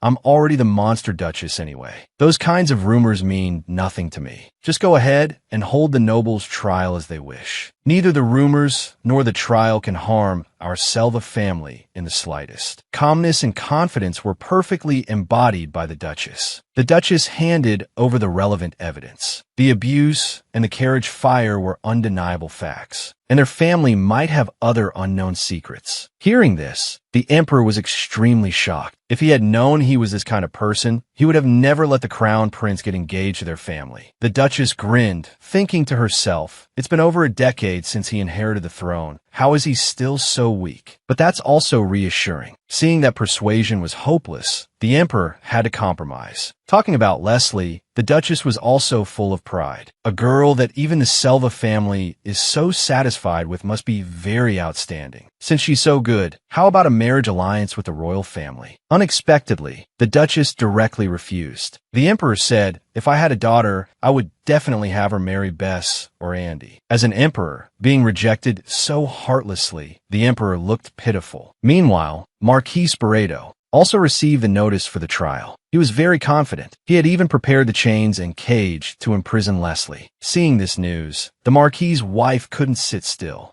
She didn't want to get involved in this kind of thing at all. She just wanted to live a peaceful life. Anyone with sense knows how terrifying a noble's trial is. For Eli, it was a double blow. Regardless of whether they won or lost the trial, she would have a hard time. If they lost the trial, the Sporeto family would be severely punished, and Leslie would become the only daughter of an imperial duke with a higher status than her. If they won the trial, Leslie would surely become her father's most favored daughter. Thinking of this, Eli collapsed to her knees. Now, things were not so simple. The day of the noble's trial was fast approaching. It was a trial of life and death. Although Leslie was the person at the center of it, they didn't mention a single word about it to her. Almost every day, she had the same nightmare. The emperor cruelly announced, Duchess Selva has committed the crime of stealing the Sporeto family sacrifice. Send Duchess Selva to the guillotine. Every time Leslie woke up from the nightmare, she would be filled with deep self-blame. Is there really nothing she can do to help? Even during the day, Leslie was preoccupied. Conrad, who came to teach her, happened to see this. Seeing Leslie's tired look, he thoughtfully brewed a pot of tea and gently asked about her worries. Leslie's mood relaxed a little. Perhaps Conrad would know something about these matters. She mustered her courage and asked. Seeing Conrad hesitate for a moment, Leslie rushed over and grabbed his hand. Please tell me, okay? I'm really worried about everyone. I'm the one involved, but I don't know anything. Conrad felt as if he had been electrocuted. He pulled his hand back. Leslie looked dejected. She must have scared him. Conrad quickly denied it. He awkwardly explained that he was just not good at interacting with girls. He joined the Temple Knights around the age of 7. He had almost no contact with girls, although it was a small matter. The two innocent souls kept apologizing. Then, Conrad explained to Leslie about the noble's trial, also known as the reputation death penalty. There was once a nobleman who committed suicide out of humiliation after losing a trial. Hearing this, Leslie trembled all over. But Duchess Selva is not that kind of person. Her reputation could never be tarnished, and the word lose is not worthy of the Empire's noblest guardian. Although Conrad had reassured her, she was still very worried. She still blamed herself for dragging down the Selva family, making things so difficult for everyone. At this point, Leslie's tears couldn't stop flowing. Conrad comforted her thoughtfully. If you really want to know the progress of this matter, you can ask her directly. Speaking it out or crying it out is better than bottling up your emotions. Slowly, Leslie's heart began to relax. Perhaps she really should have a heart-to-heart talk with the Duchess about the trial. Leslie, who had always been so well-behaved, actually threw a small tantrum. In the middle of the night, she sat in the living room with her little black rabbit, refusing to go to sleep, insisting that she must see the Duchess today. Despite the servants and the butler taking turns to persuade and coax her, Leslie remained unmoved. She thought, young Master Conrad gave me courage today. If today passes, I might shrink back again. Just then, footsteps were heard outside the door. The Duchess had finally returned. Leslie stood up in surprise and rushed to hug the Duchess. The Duchess was worried that the blood on her would make her cold. She picked Leslie up, and the scene was incredibly heartwarming. Leslie mustered her courage and said, "Please tell me about the noble's trial. I don't want to hear the official explanation, nor do I want to be constantly reassured that it's okay. I am the person involved in this matter. I have a right to know. I hope I can do my part." The Duchess patted Leslie's head. "I didn't tell you because we didn't think it was a big deal. Our preparations are going very smoothly. Also, I don't plan on having you testify, but I am confident that we can win even without you. If we need you, we will definitely ask. Didn't you ask me to destroy the Marquis Sporeto's family? This is just the beginning of their destruction." These few words completely put Leslie's anxious heart at ease. A few days later, the day of the trial finally arrived. The servants helped Leslie dress up meticulously. Leslie thought, this isn't something to be proud of. Is it necessary to dress up like this? But today, she was going to a very important place. The servants couldn't follow her. Presenting a spirited self might be the key to victory. Indeed, Andy over here was also dressed very formally in his mage's uniform. Andy said he was today's debater. You all just need to sit on the side. Father and big brother are too straightforward and not suitable for debating. And mother is the head of the ducal family. She will only step in if I lose, but I will not lose. Hearing this, Leslie was also full of confidence, clenching her fists to pump herself up. While they were chatting happily, the atmosphere in the other carriage was gloomy. Although the Marquis was still very confident in himself, the Selva family would not fall so easily. This is the girl with the fastest comeback I've ever seen. The first time she came to the palace, she was her older sister's maid, serving water and being at everyone's beck and call. The second time she came to the palace, she was showered with immense love and affection, and she was the protagonist of this important lawsuit. The opposing party in the lawsuit was her own biological parents. Leslie stepped down from the carriage. Her exquisite and lovely makeup was so tempting that even her second brother couldn't resist patting her head. Her eldest brother, Beth, was even more charmed. His handsome, slicked-back hair, paired with the knight's uniform, made him look exceptionally imposing. Even Leslie's eyes lit up looking at him. The usually straightforward and taciturn Beth, in the eyes of his subordinates, was like an emotionless robot, but he smiled so brilliantly at his sister. His subordinates were stunned. Did the robot just get a smile from? But thankfully, her loving family was there. Her nervousness instantly subsided. Her second brother had also arranged everything in advance. After you go in, everyone will be staring at you and talking, but you mustn't mind them. If anyone says anything rude to you, be sure to remember their face. I will definitely make them kowtow and apologize to you. This was the imperial court. The surrounding area was filled with spectators. The Duchess and Cy were already waiting inside. Unable to hide her excitement, she hugged Leslie tightly. Her strength almost suffocated the petite girl. That's how much she adored her prospective daughter. As expected, there were many gossiping crowds at the trial. But with one sharp glance from the second brother, they immediately fell silent. But as he turned his head, he was stopped by an uninvited guest. Ellie confidently introduced herself. Andy looked at the pretentious woman before him, thinking that you really can't judge a book by its cover. This person was actually a sister-abusing maniac. Seeing that her nonsense wasn't working on Andy, Ellie got straight to the point. Before the trial starts, you should just give up. Ellie was clearly not confident. Since she couldn't persuade her father to give up, she could only try to persuade the other side. Andy refused her directly, without any regard for her dignity. The string of taunts he casually threw out made Ellie tremble with anger, a satisfying sight to see. Before leaving, he delivered a final blow. Since when can a fallen marquis family be compared to us, the Salvatore family? Surely you're not that lacking in self-awareness, are you? Ellie was so angry, she stood frozen, unable to retort. The trial was about to begin. Sitting opposite her were her blood relatives, but they were like demons. The people sitting beside her had no blood relation, but they were using all their strength to protect her. At this moment, His Majesty the Emperor took his seat. The two parties swore an oath in the name of God and their families. They swore not to give false testimony. With the oath completed, the terrifying noble trial was about to begin. To escape the clutches of her biological family, the girl had taken her parents to court. In the Empire, this was a noble trial. The losing party was bound to be ruined. First to speak was the profit-driven father. His acting was comparable to an Oscar-winning actor. However cruelly he usually abused his daughter was how deeply he loved her in his lies. It was clearly the Duchess Salvatore who helped Leslie escape the demon's clutches. Yet he claimed the Duchess took his sick daughter away to threaten him into revealing the family's secret of dark power. Leslie, the person involved, was stunned. He could lie so brazenly without batting an eye. He was also skilled at forging evidence. A threatening letter from the Salvatore family, complete with a seal and a lock of Leslie's hair. As for the hair, it was probably pulled out when he was beating and scolding Leslie. However, the Emperor had sharp eyes. The letter and the handwriting could not be used as evidence. These things could be forged by anyone with a mind to do so. He demanded more conclusive evidence, not just empty words. The Marquis broke out in a cold sweat. He then waved his hand and called a witness. This person was surprisingly a servant who had worked for the Duchess's family for 30 years and had only recently resigned. The man was trembling all over, clearly not good at lying, but he still managed to stammer it out. He testified that the burning of the carriage was ordered by the Duchess Salvatore, and that her second son, Andy, had also cast magic on Leslie. Hearing this, the crowd erupted in discussion, seemingly all siding with the Sporeto family, and muttering that the Duchess was indeed a monster. The Marquis immediately added fuel to the fire. He insisted that it must have been the Duchess's second son who cast a spell on Leslie, because he was a famous magician from the Mage's Tower. Leslie was under a spell, which is why she thought of that place as her home. Leslie stood up excitedly to deny it, tears already soaking her eyes. "You're the one who's lying, Marquis Sporeto. Have you forgotten that you always hit me, didn't give me food, lock me in the attic, and call me useless? You didn't even give me a blessed name. You never even call my name properly. And you talk about dear daughter? It's all lies." Speaking of a blessed name, after a noble child is born, the parents will make a huge donation to the temple to ask for a blessed name for the child, symbolizing a healthy upbringing. Even nobles on the verge of bankruptcy would do this. But Leslie, the second daughter of a marquis, did not have one. After hearing what Leslie said, the people present thought she was under a spell and talking nonsense. She was clearly the victim, yet no one believed her. The marquis's sword was indeed well hidden. As for the matter of the blessed name, he played the victim, using Leslie's frail health and his wife's miscarriage as an excuse for the delay. Hearing this, the Marchioness also became flustered. He then summoned a high priest to cast divine power on Leslie to verify the magic on her. Because divine power can repel magical power, it would be immediately obvious if there was magic on her body. The priest held Leslie's hand and began to cast the spell. Leslie instantly felt as if she had been electrocuted. She let out a painful scream. Everyone present was shocked. The priest confirmed that there was a considerably powerful magic remaining in her body. After a long while, Leslie was still trembling in pain. She was allowed to rest alone for a moment. Despair was completely released from her heart. If she lost the trial, she would drag down the most noble guardians of the empire, the Duchess Salvatores family. The girl possessed a powerful magic. When it encountered divine power, it would instantly reflect, and her body would endure intense pain. Unexpectedly, her father would resort to such means to win the lawsuit. After a short recess, the trial resumed. Andy, from the Salvatore family's side, stood up calmly. He refuted the claims with a clear mind. First, the material of the carriage was specially treated to be rainproof. Unless it was soaked in oil for a long time, it would be impossible for the carriage to catch fire instantly. And the carriage was parked at the Sporeto estate for a long time. Therefore, the Duchess's claim of pouring oil and burning the carriage was not valid. The Marquis's eyes widened in panic. He stood up and spouted nonsense. Then, Andy called a witness. This person was a former servant of the Sporeto family. He was the big man with the axe when the carriage caught fire. At this time, he was deathly ill and emaciated. Because the mission had failed, he was beaten and his arm was injured upon returning to the Marquis's estate. When the Marquis saw that his injuries were too severe for him to work, he kicked him out of the residence. With no money for treatment, he was now just waiting to die. At this time, a member of the Rindle Knights also stood up as a witness, as he was also at the scene. But the Marquis still wanted to argue, claiming he was beaten for stealing. Then, Andy took out a magic video stone. With a flash, he imbued it with magic. The image of that day reappeared. Sure enough, a group of large men with axes were surrounding the carriage. They stood by indifferently as the carriage caught fire. In the face of this recording, all lies were instantly exposed. The Marquis broke out in a cold sweat. Then, Andy struck while the iron was hot and played his trump card. He called a person of noble Sporeto blood. This figure didn't look like a nobleman, more like a miner from the West. As the hat slipped from the man's head, the Marquis shot up in shock. This person was the third son of the previous Marquis Sporeto, the current Marquis's younger brother. Because he, too, was not born with the family's noble golden hair and blue eyes, he was also abused as a child. Later, due to a carriage accident, his family thought he was dead. He thus escaped the torment of the Sporeto family. At this point, the Marquis was trembling with panic. The man even stated that the Marquis was greedy by nature and enjoyed abusing others. To this day, his back still bears the scars from that time. This was exactly the same as Leslie's experience. Having finally escaped the pain, he had never wanted to have anything to do with the Sporeto family again in his life. But when he heard that his niece was going through the same thing, he still mustered the courage to stand up. This poor child could not be allowed to fall into the hands of the cruel Marquis again. The Marquis was instantly furious. In the face of solid evidence, any explanation would be feeble. He could only cling to the fact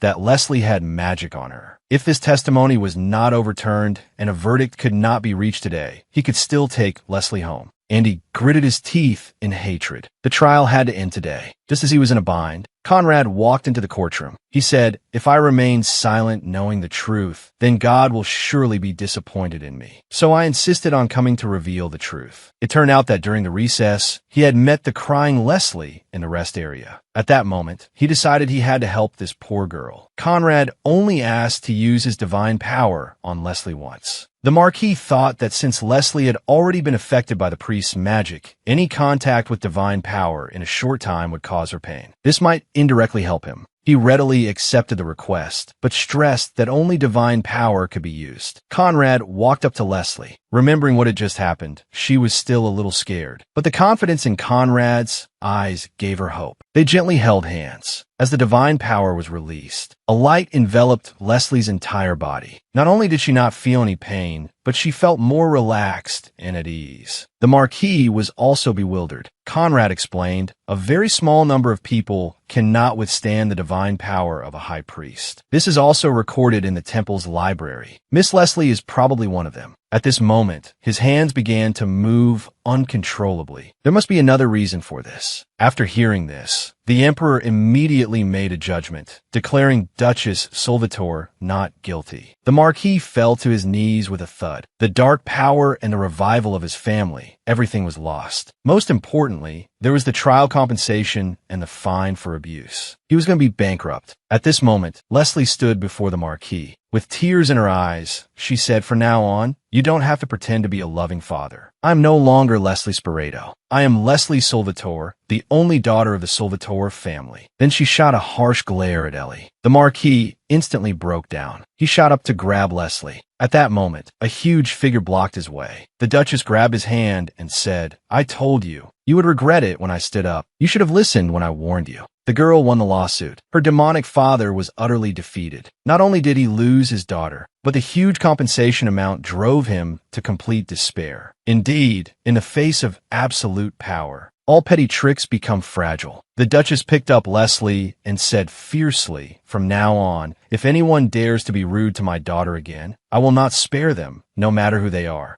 Especially you two, mother and daughter, you'd better remember this." As soon as she turned around, Leslie's voice trembled with sobs. She had been waiting for this day for too long. She could finally, rightfully, call the Duchess her mother. Conrad played a huge part in Leslie winning this battle. He gambled his reputation as a member of the royal family and resolutely helped Leslie, thwarting the priest's petty tricks. He transferred the pain Leslie felt to himself, multiplied several times over. And he had to endure it all in front of the emperor without showing any change in expression. Leslie also expressed her heartfelt thanks to him. However, because of this incident, when Conrad returned home, he received a slap from his father. What he considered a right and just act was extremely foolish in his father's eyes, because this matter was not that simple. A mere Marquis did not have the ability to take the Duchess Salvatore's family to court. There must be a powerful force behind him. Meanwhile, the carriage clattered along. Inside, Leslie's face was flushed red. 3 large men were staring straight at her. Being surrounded by such doting gazes made Leslie feel flustered. The carriage went straight to the temple. Inside, a priest touched Leslie's head and recited a series of incantations. He obtained a blessed name for her, Shuya. Leslie happily hugged the Duchess. This blessed name had come far too late. Leslie slowly stepped back. Lifting her skirt, she called out her new name for the first time. Even though she tried hard not to cry, tears flowed uncontrollably. These were tears of happiness. When it was time to sleep at night, she was too excited to fall asleep. She had finally completely escaped that demon, Sporeto. She had never dared to dream of this before. The next morning, the family had prepared a sumptuous meal. The whole family sat neatly, waiting for Leslie to dine. Leslie finally, naturally, called out the names of all her family members. The 3 big men all vied to sit next to Leslie. This was truly the treatment of a treasured pet. Ever since they had a sister, the second brother, who used to be difficult all the time, had learned to be considerate. The eldest brother also felt gratified. The old father was so moved he was in tears. The girl who once lived in a small, dark, cobweb-filled room, suffering abuse from her family, has now managed to escape those demonic family members and is living the life of a little princess. This is her new room of several hundred square meters. The book collection is comparable to a library, and it comes with a dedicated desk. It's perfect for her, as she loves to read. It also has a special room for stargazing, with floor-to-ceiling windows and a balcony several meters high. The exquisite carvings are full of artistic flair. As long as she likes it, it can be decorated in any way she desires. Her life is also gradually getting on the right track. She received the first task from her new mother to win the position of arabella on the Day of Blessing 4 years from now. The Day of Blessing refers to the day God saved humanity. It is a grand festival held only once every 8 years in the empire. As for its origin, a long time ago, a terrible infectious disease spread throughout the world. Bodies piled up like mountains, and the living struggled as if in hell. The merciful God came to the human world in person and locked the spreading disease in a box. To prevent people from being harmed by the disease again, God selected 10 women and 10 men, gave them power, and had them use this power to heal humanity. To save humanity, they spent 8 years traveling the world. And Arabella was the pioneer among the 20 earliest priests, and the only one to be personally seen and granted power by God. The other 19 priests all received their mysterious power through Arabella. Therefore, the person chosen to play Arabella on the Day of Blessing must be selected through multiple rounds of examinations. This is of great help in enhancing the family's reputation. This was the first thing her mother had ever asked of her. Leslie was confident that she would be able to do it. Meanwhile, the prince happened to mention this to Ellie. Ellie's family was plagued by various scandals, and their reputation and prestige had hit rock bottom. Breaking off the engagement was the only option. But now the prince has given her one last chance. If Ellie becomes the arabella on the Day of Blessing in 4 years, the marriage can still be considered. After all, Ellie had been on the shortlist before. Her chances were still high. Little did she know that she had only passed back then through donations and a royal recommendation. Moreover, she was clueless about the divine and ancient languages. With her current abilities, she had no chance of passing. Then, Ellie started to play the victim, playing the emotional card. She said, "Are you really going to abandon me?" The prince was a bit speechless. You and I were engaged only for mutual benefit. What feelings are there to talk about? If I weren't a prince with a chance of becoming the crown prince, would you still be engaged to me? Ellie quickly stood up and said hypocritically, "I would. I am with you because I deeply love you, Your Highness." Even she couldn't believe her own words. The selection exam has now become her only way out. Competing with her former servant sister for the position of arabella, will Ellie suffer a crushing defeat? She was once an arrogant young lady. Now, she can't even afford a dress. The butler broke out in a cold sweat. The huge compensation payment was already suffocating them. They were about to run out of food, but Ellie still refused to return the clothes. The butler said helplessly, "Please take out your unused jewels first. I can sell them for some food. Or you could ask Duchess Salvatore to allow a delayed payment." Ellie trembled with anger. It was unbelievable that the family had fallen to such a state. She would never go to the Salvatore family to beg for mercy. Just the thought of Leslie mocking her was unbearable. Ellie turned and slammed the door, then violently pushed open her father's room door. The once arrogant Marquis had become a drunkard, using alcohol to numb himself every day. Ellie picked up a bucket of water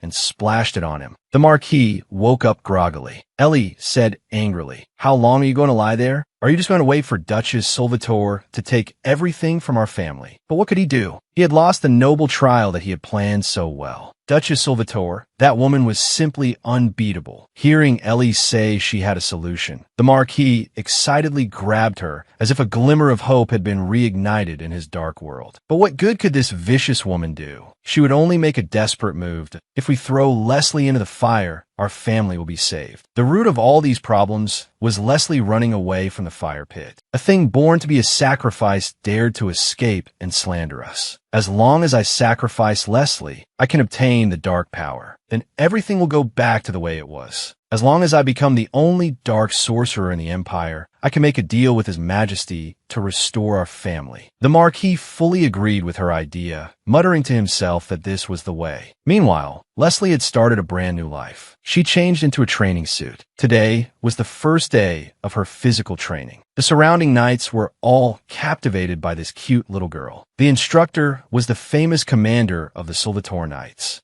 Leslie was a little nervous, clutching the Duchess's clothes. This was the first time she had introduced herself with her new name. The commander was also impressed by the little girl's courage. Although she was small, her courage and spirit were not lacking at all. Leslie was imagining the type of her first weapon, her heart pounding with excitement. But soon, her excitement was extinguished. The Duchess said with a doting expression, "For your first training, let's do something simple. Run 20 laps around the training ground." This little lowly began her hellish training. After 10 laps around the training ground, she was out of breath. A sip of fresh water was especially sweet. Although it was reduced from 20 laps to 10, Leslie's ability to finish was unexpected to health. Such a small child had such strong willpower. She must have a goal she wants to chase. Unsurprisingly, Duchess Salvatore was her driving force. Seeing her serious expression, Health wasn't happy because she was really pushing herself too hard. The people of the Salvatore family are all monsters who surpass human limits. They say a swordmaster is the highest realm of swordsmanship, but the Salvatore family has never produced a swordmaster. The reason is simple. From birth, they already possess power that surpasses a swordmaster. They are truly monsters, especially Duchess Salvatore, who is a magic swordswoman. She can wield a sword and use magic. Even in the Salvatore family, she is an irreplaceable existence because most people only have one talent. For example, Beth only has divine power, while Andy can only use magic. Duchess Salvatore was the one who single-handedly ended the war. So, forcing oneself to chase after her is not a good thing. The Duchess has been an object of admiration for many since she was young. But those people all ended up on the same path, becoming her most troublesome enemies. While they admired her, they found they couldn't even catch her shadow. And the scar on the Duchess's face was caused by such a person. Perhaps her heart was hurt even more deeply than her face. Hearing these harsh words, Leslie still readily agreed not to push herself too hard, because in her eyes, although this commander was blunt and his words sounded hurtful to one's pride, it was clear that he was genuinely worried about her. He was much better than those who were flattering and hypocritical. As soon as the training ended, the big men couldn't stand it. They said sadly, "How could you talk like that? What if you make her cry and she doesn't come back?" Seeing the cute young lady up close like this is a rare opportunity. After speaking, they started to feel sorry for the frail Leslie again. A group of big men shed tears on the training ground. What a bunch of big softies. At night, Leslie was not idle either, burning the midnight oil, determined not to let the Duchess down. But just then, a couple of drops of blood stained the book. Leslie's nose started bleeding continuously. The girl was enjoying her breakfast when the burly man beside her watched with a gratified look. But just then, Leslie's nose started bleeding profusely. Cy turned and ran out the door. As a big man who has long been on the battlefield, could he be afraid of blood? Even in this state, Leslie was not worried about herself. She quickly poured some water, trying to wipe the blood off her clothes. This was the first time she had worn new clothes. The Duchess quickly stopped her. The clothes are not important. What's most important now is your body. Just as the Duchess was about to summon a doctor, Cy rushed in carrying the doctor. This old doctor's arrival was truly rushed. He hadn't even had time to finish his breakfast. Then he was roughly put down on the ground. This old body couldn't take such rough treatment. He immediately had the thought of retiring as soon as possible. After the old doctor's diagnosis, everyone's anxious hearts were put at ease. Leslie was just overworked. This child was indeed staying up too late, studying hard late into the night. The three big men immediately came up with a good idea. They temporarily removed the candles and lamps from Leslie's room. The study could only be used for a limited time and would be locked at other times. They even considered removing the desk altogether. It seemed that even studying was now a luxury. The three big men all thought there was no need to study. Even the Duchess fully agreed with them. Leslie hugged the Duchess, begging to keep the desk and ink in her room. She shyly said that she still had to write letters. Learning that Leslie was still corresponding with Uncle Darren and Conrad, Father Cy was the first to explode. "No, Darren is fine, but Conrad is not. Otherwise, I'll smash the desk to pieces." He looked as if he was about to transform.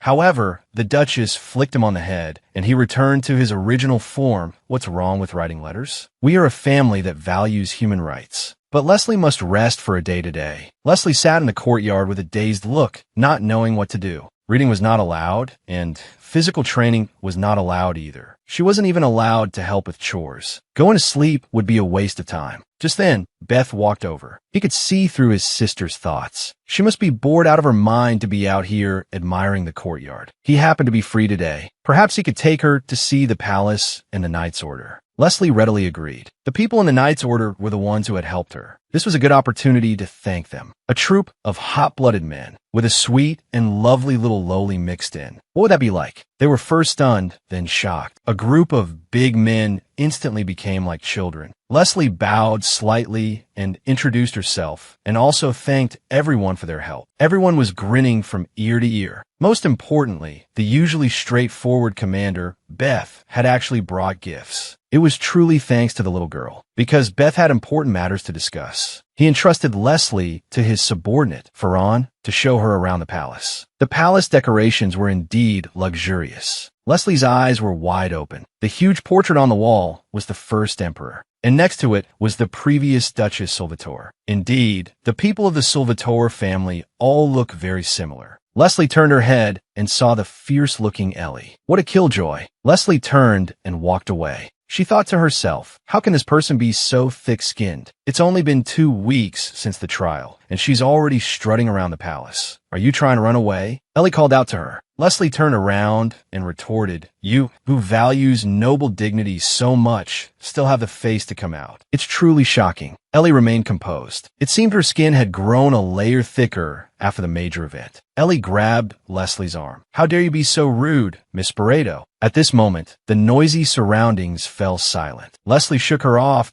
If you have something to say to me, please write a letter to Duchess Salvatore and make an appointment with the butler. Don't call out to me in such a rude manner. It's very ill-mannered. Provoked, Ellie became even more aggressive. The blood flowing in your body is still that of the Barreto family, the blood of those murderers you speak of. How long do you think you can hide it? You fake Miss Salvatore. Just as Ellie was about to push her luck, Ferran rushed over. A few short, vicious words had reopened Leslie's newly healed scars. She must have a motive for provoking Leslie like this. Learning that Ellie had recovered so quickly and dared to provoke Leslie so brazenly, the Duchess knew that this matter was not simple. The compensation alone was enough to give the Barreto family a headache for a long time. Under these circumstances, the anxious creditors would not let him off easily. Moreover, he had even written a letter to inform them of the arrival time of their merchant ship. Selling the goods on the ship would be enough to pay off the compensation. Since it was not far from the required payment deadline, why did he bother to write a letter? What was Marquis Barreto planning? Just then, Leslie walked over with a relaxed expression. She had woken up when she heard the sound of the carriage. She asked the Duchess for permission to go on a picnic, because she had read in a book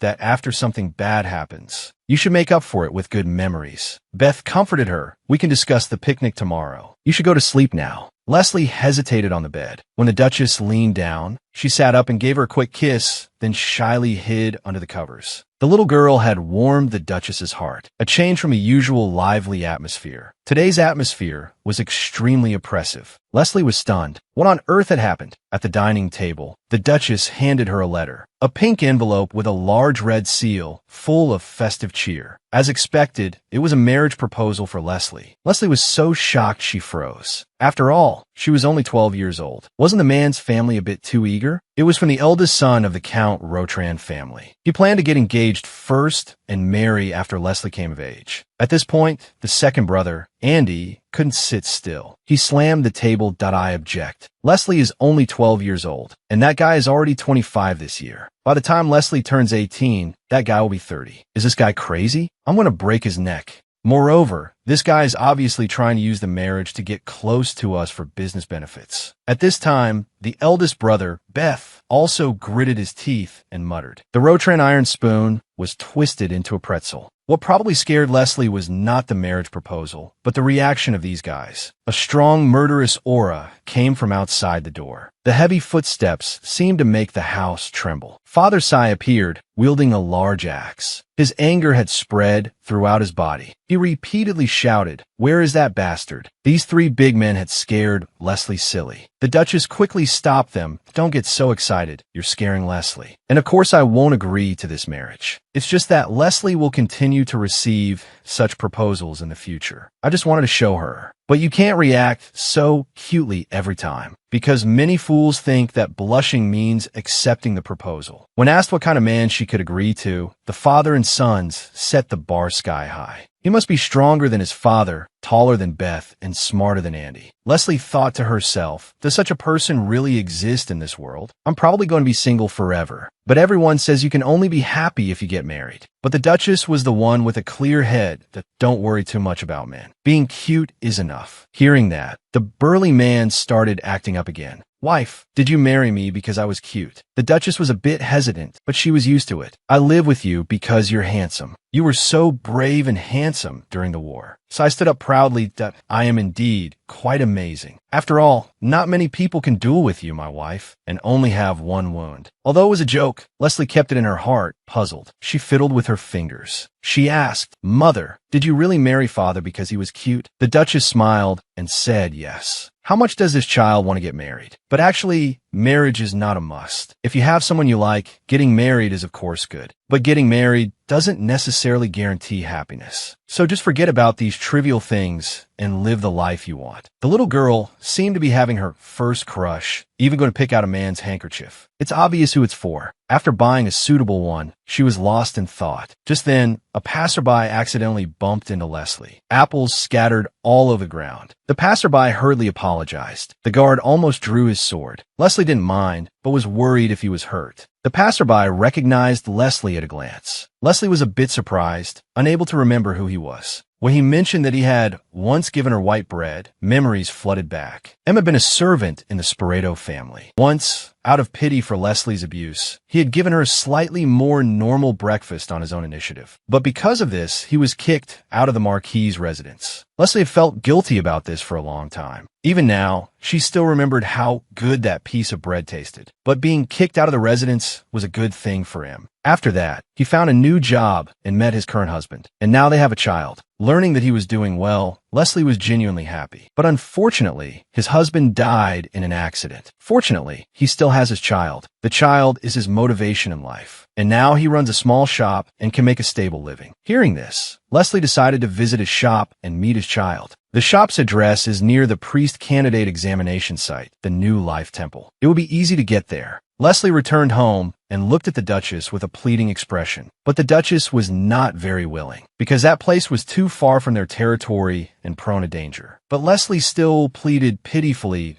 if not for the whole day, even a few hours would be fine. Seeing her disappointed look, the Duchess softened a little. Just as she was hesitating, the butler, Tina, surprisingly stood up for her. In the end, the Duchess had to agree. Leslie was so happy she gave her a quick kiss. The Duchess didn't leave out father's side this time. He probably wouldn't be able to sleep tonight from excitement. Tina had indeed been bribed by Leslie. Just for a trip to the bustling city, Leslie had prepared gifts for the knights and servants, and even wrapped them beautifully. But Cy, as the father, did not receive a gift. This made the old father very envious. But speaking of him, the person Leslie was going to see, the Duchess knew that this matter was not so simple, because everything was too coincidental. And that day happened to be a day when everyone in the Salvatore family was busy, so she couldn't rest easy. She had to send more capable people to protect her, just in case. The little girl peeked out shyly. Seeing the small gift in Leslie's hand, the old father Cy was very gratified. A daughter is indeed better than a son. Opening the gift box, it was an exquisite cloak pin. If I had known I would receive this, I would have worn my cloak. The Duchess received an exquisite quill pen because she often had to review documents. This was a very suitable gift. She didn't expect the little one to be so good at picking gifts. Cy was madly in love with this woman. When Leslie first came to the Duchess's residence, the brothers were actually against it, but Sai accepted her without hesitation. It turned out that this lovely father had a similar experience. He also grew up in an orphanage. The vicious director embezzled the donations, and the children in the orphanage couldn't even get enough to eat. They would be beaten for the slightest mistake. Later, he couldn't bear it anymore, beat up the director, and ran away. From then on, he became a mercenary, so he could especially understand Leslie's feelings at that time. After speaking, he picked up Leslie. Now he wished he could envelop her with his whole heart. Such a cute sister, and those two brats dared to refuse. I need to find a time to call those two to the training ground. Meanwhile, the two brothers suddenly felt a chill behind them. Actually, Sai had always wanted a daughter. When the Duchess was pregnant with their first child, he thought it would be a girl and had even prepared a girl's name and clothes. Unexpectedly, it was Beth. During the second pregnancy, he dreamed of a field of flowers, but it turned out to be another nightmare. Later, Leslie came to the Duchess's residence, like a ray of spring sunshine. How could he bear to refuse? Sai said with satisfaction, "As for that Marquis, I'll beat him up sooner or later. I'll teach him a good lesson sooner or later. So you don't have to worry about that. Just live well here." Leslie also happily agreed. Clenching her small fists, she said, "I'll look forward to father twisting his head off." Sai felt a chill behind him. He didn't expect Leslie to learn so quickly. He would have to go home and kneel on the washboard tonight. A few days later, Leslie set off for the new life temple. The journey was long, and it would take a while. Leslie thoughtfully wrote letters to her family and friends. She was here not just for the exam. She could also see her former benefactor. She had to repay him properly. This woman seemed harmless, but she was involved in a bad scheme. Leslie was still unaware. Although her expression was a bit off, Leslie didn't suspect much. Walking into the restaurant, a raging fire was burning, but the doors and windows were tightly sealed. Seeing such a big fire, Leslie quickly looked away. Although that incident was long ago, seeing fire now still made her feel very uncomfortable, and brought a bowl of their signature stew. It looked very appetizing. It should taste good. Just as Leslie was about to eat, the accompanying knight took out a magic device to test for poison. Even the pots and utensils needed to be checked one by one. This made him look a little embarrassed, but Leslie lost her temper. She loudly scolded the two escorts, saying that M was her benefactor and that doing this was too rude. But they were just following orders. The task given by the Duchess had to be completed. Leslie said that if nothing strange was found, they had to apologize to M. At this point, Leslie's eyes welled up with tears of grievance, because to her, this was a clear sign of distrust towards M. He had been kind to her, yet she had to treat him like this. After the test, the food was indeed free of any abnormalities. The accompanying knight also apologized solemnly. Afterwards, Leslie sent them outside to wait. Inexperienced in the ways of the world, she didn't know how much she would have to pay for her kindness. Not long after the knights went out, M gave Leslie a bracelet as a gift. He said it was to pray for good luck, but it was very heavy, and it was also very difficult to take off. Rather than a bracelet, it was more like a thick iron chain. Leslie really wanted to take it off, but she was afraid of disappointing M's good intentions. When the maid went back to the carriage to get the gift, only Leslie and M were left in the restaurant. M's behavior started to become strange. In his tone, she could hear helplessness and resignation. Leslie felt something was wrong and quickly stood up, but it was probably too late. M was crying with guilt, trembling as he said sorry to Leslie. His hand reached for the door lock, and with a click, he locked it. He slowly walked towards Leslie. Leslie really couldn't understand why he was doing this, but that wasn't the most important thing now. She had to find a way to escape. Although there was constant knocking on the door from outside, they couldn't open it. The door had probably been tampered with in advance. Then, M grabbed Leslie fiercely. He was trembling all over, his voice full of guilt,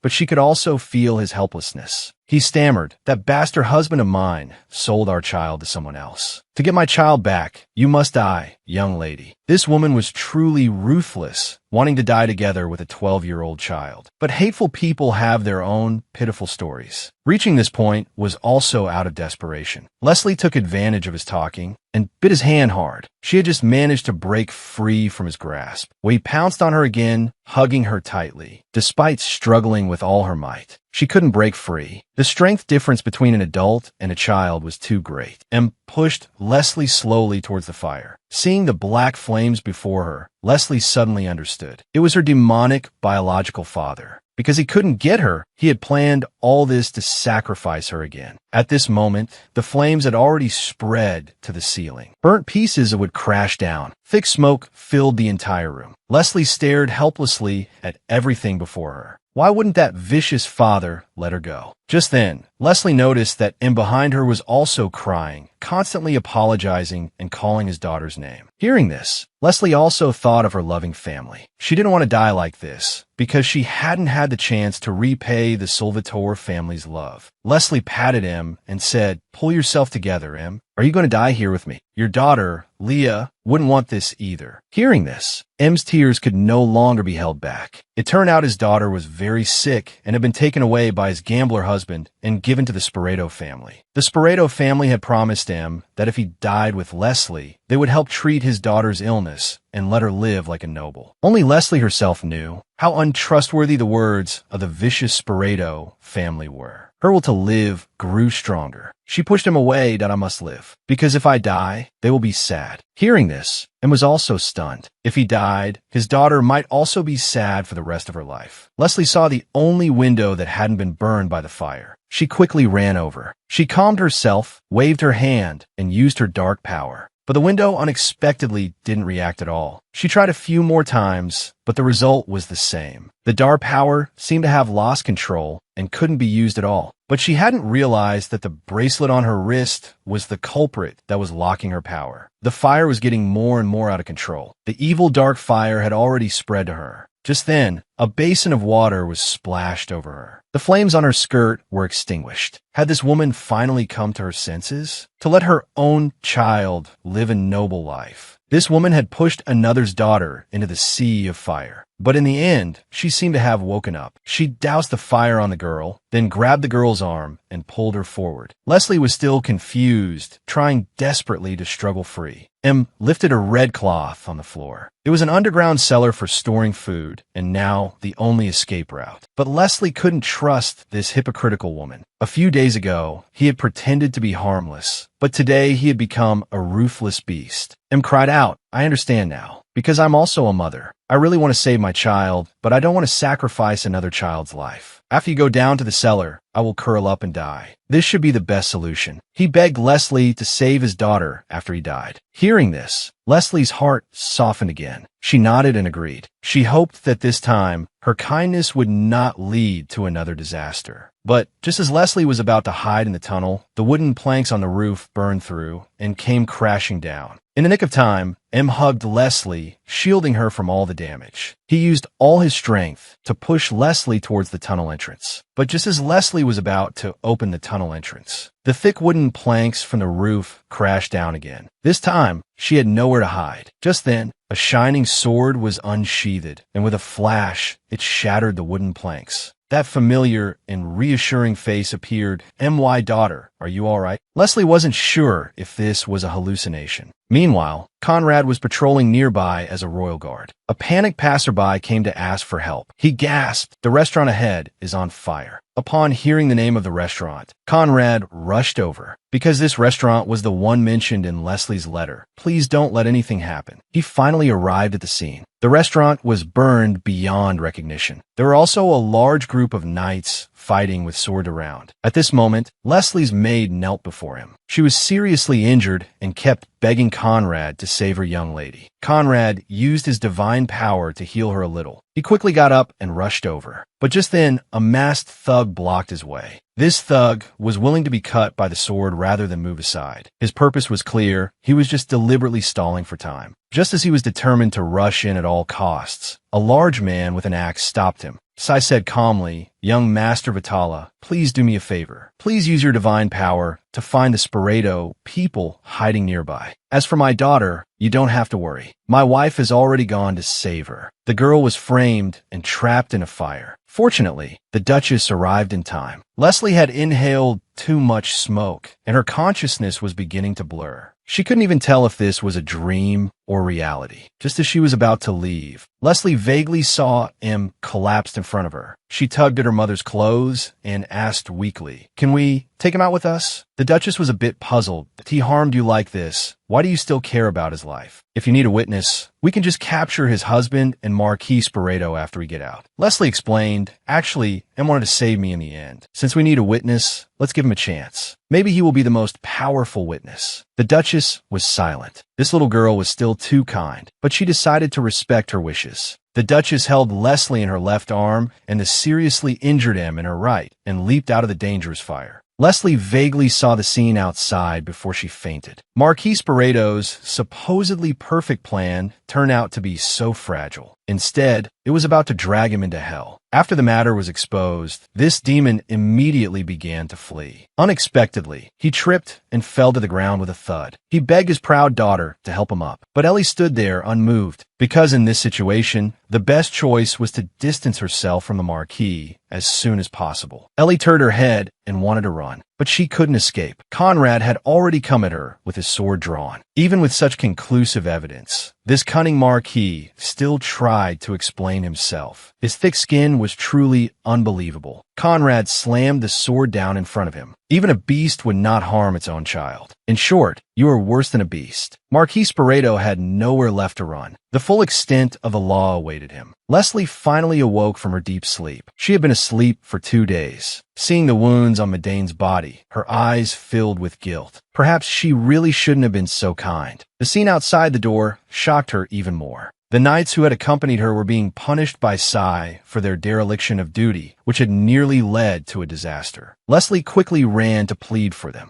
After all, she was the one most responsible for this matter. Only then did Sai wave his hand and let them rise. Leslie's eyes welled up with guilt. She then gave a 90-degree bow in apology. The knights were all taken aback. Anyone can be betrayed by someone they once trusted. That is why one must always be on guard against others. Most importantly, do not let the same thing happen twice. The mother and daughter, whose sins were monstrous, finally knelt before the emperor. Ellie's and the Marquis's eyes were filled with fear of the unknown, for their crimes were enough to warrant death. However, they still had one last chance to defend themselves. This would be a test of their verbal skills. The Marquis insisted on remaining silent. Perhaps this could buy him some time. The big shot behind him would surely step in to help. Just as he was about to signal Ellie to also remain silent, his most beloved daughter burst into tears, shouting that she was innocent and had only been used by her father. The Marquis was bewildered. The daughter he had doted on for half his life was treating him like this in the end. To save her own life, Ellie was quite adept at weaving stories. Like my lovely sister Leslie, I also suffered all kinds of abuse from my father. I often didn't have enough to eat, was forced to wear crudely made clothes, and slept curled up in a small attic. I once survived a day on a single potato and clear soup. If I made the slightest mistake, Marquis Pareto would not hesitate to beat me. Hearing this, the Duchess, standing aside, couldn't help but laugh out loud. Her acting was so clumsy that she struggled to squeeze out even a single tear. She went on to say that she was the prince's fiancée, with noble blue blood flowing in her veins. How could someone like her possibly lie? The Marquis was also momentarily stunned. This good daughter had indeed inherited his own fine qualities. He shot up excitedly and lunged at Ellie. "How did I raise you? How dare you treat me like this?" The Duchess returned home late at night. Leslie was still waiting in the hall. She couldn't wait to know the fate of those demons. The news she received was relatively good. Marquis Pareto was stripped of his family name and demoted to a commoner. Because he still had noble blood, he was not sentenced to death, but was imprisoned in Raston Prison in the south. It was bitterly cold there year-round. Once a prisoner was sent there, they could never expect to come out alive. This was, in effect, no different from a death sentence. What troubled the Duchess was that Ellie was not sent to Raston. Instead, she remained in the imperial capital because her name had already appeared on the candidate list for the Arabella. Her name had been conveyed to the gods. No matter what happened, no one could stop someone who had already qualified as a candidate from taking the exam. If she were to pass the first round of the exam, her punishment would be postponed for 4 years. However, given Ellie's abilities, there was no way she could pass the first round. Not long after, the once arrogant young lady had fallen into a wretched state. Leslie came before her and let out a great deal of pent-up anger. Compared to your long-term abuse, selfishness, and attempt to kill your own sister, what does this amount to? How could the princess syndrome, developed from over a decade of pampering, allow her to easily submit to humiliation? Sure enough, on the day of the exam, she received help from a powerful benefactor again.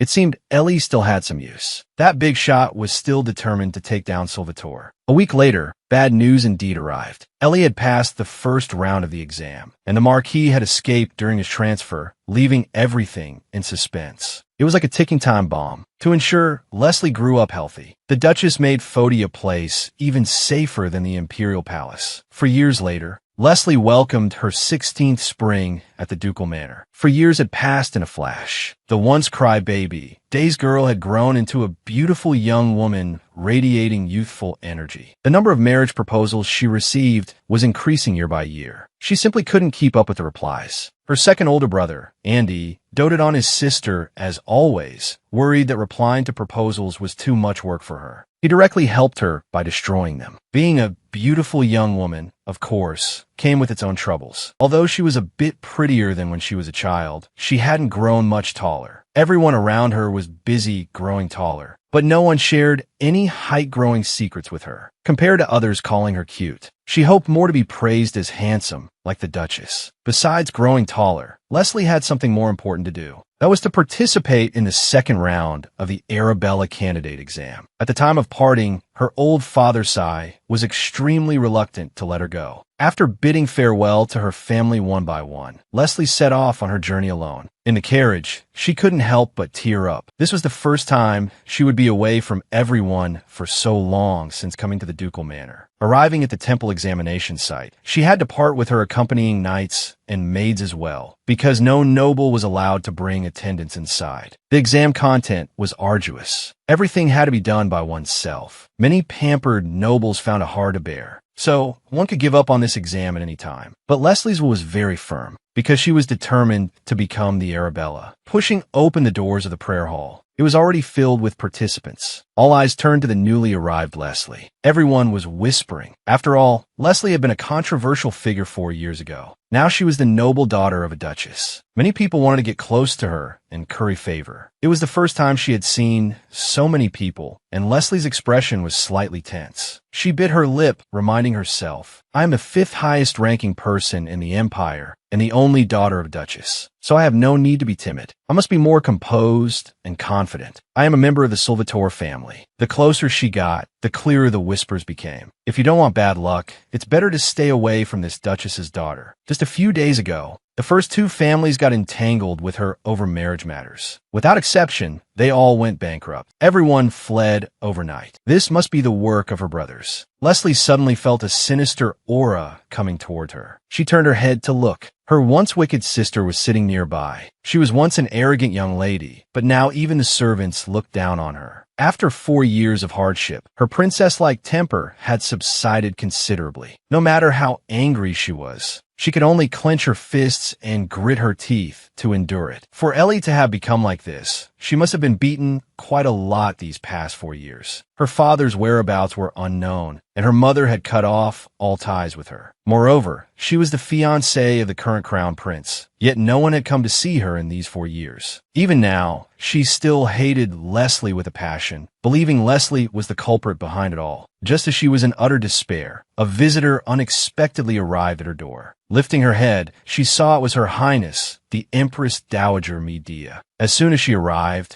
she embraced Ellie, spouting one hypocritical phrase after another. She said she had pleaded with the emperor to grant her a sufficient budget to ensure Ellie lived well. She even emphasized that she wanted to hold a coming-of-age ceremony for her. Someone must have embezzled the budget. Hearing this, Ellie tearfully recounted her ordeal. "It must have been the maid in charge of serving me. She fed me lowly food like barley porridge. My clothes are also old and dirty like this." The Empress Dowager ordered her attendant to immediately seize the maid and hand her over to Ellie to be dealt with as she pleased. Ellie revealed a wicked look. Her eye color is the same as Leslie's. Please gouge out her eyes. Then place food and water outside the prison bars and let her watch until she starves to death. The dowager lightly kissed Ellie's forehead, a wicked look on her face as she said, "You truly are so clever. I feel as if I have a daughter." The maid was dragged out to be punished. She cried out that she was wronged, that she was only following orders, but this was her fate. This Empress Dowager is unusually ruthless. As soon as she was out of Ellie's sight, the Empress Dowager threw away the clothes she was wearing, stating bluntly that touching such disgusting hair made her want to spit. In her eyes, Ellie was merely a tool with some use, because if she passed the exam and became the Arabella, she could retrieve the virus, IBI Alston, from the deepest part of the temple. With this most powerful weapon, she could help Prince Arland seize the throne. Then she could manipulate Salvatore at will, forcing Duchess Salvatore to choose between sacrificing her daughter or putting the empire in danger. Whichever she chose, it would cause the noble guardian immense suffering. Seeing the letter from this vicious woman, its contents were unbelievably cruel. Duchess Salvatore gritted her teeth in hatred. What on earth is this woman trying to do? Does she want to bring down the empire? The two former sisters met again after 4 years. The vicious sister was now in a wretched state. The once abused sister had become the noble daughter of a duchess. The candidates were all ready. The examiner walked in and removed his hood. Leslie broke out in a cold sweat because he was the very priest from the trial 4 years ago. He hadn't changed at all. His eyes still emitted an unsettling sense of pressure. A few days later, several candidates had already chosen to give up. After all, making long-pampered nobles do such rough work. Not everyone can endure it. Although Leslie had experienced hardship before, this was still a difficult task for her. Every day at 3 a.m., they had to perform dawn prayers. All they had to eat was a single potato and very thin soup. Besides the insufficient supply of firewood, they had to complete all the chores, including cleaning the temple's livestock pens and personally disposing of manure and garbage. After that, they had to copy theological books and then distribute them to refugees and commoners who came to the temple. In addition, they had to care for refugees from war-torn areas. At this moment, the priest patted Leslie's shoulder. "I can understand that this must be very hard for you. After all, your body is so weak that it couldn't even withstand my divine power." Leslie turned her head and brushed her shoulder, trying to wipe away the filth. "I'm fine. My health has improved a lot over the years. But I have received divine power healing before. I don't understand why only yours was repelled that one time. Could it be that divine power can also spoil?" Leslie's sarcastic remark was quite sharp. The priest's expression darkened. However, in his eyes, the test had only just begun. The notorious Ellie was not having a good time here. Everyone was gossiping about her, because she was the demon who tried to kill her own sister. In contrast, many people were trying to get close to Leslie, because she was the one most likely to become the Arabella. But Leslie had no intention of paying attention to these people. They were just trying to use petty tricks to gain an advantage. Upon learning that Leslie was the daughter of Duchess Salvatore, the refugees' faces immediately lit up with smiles, because in their eyes, the Duchess was their hero. At that time, their hometown was attacked by the Eton,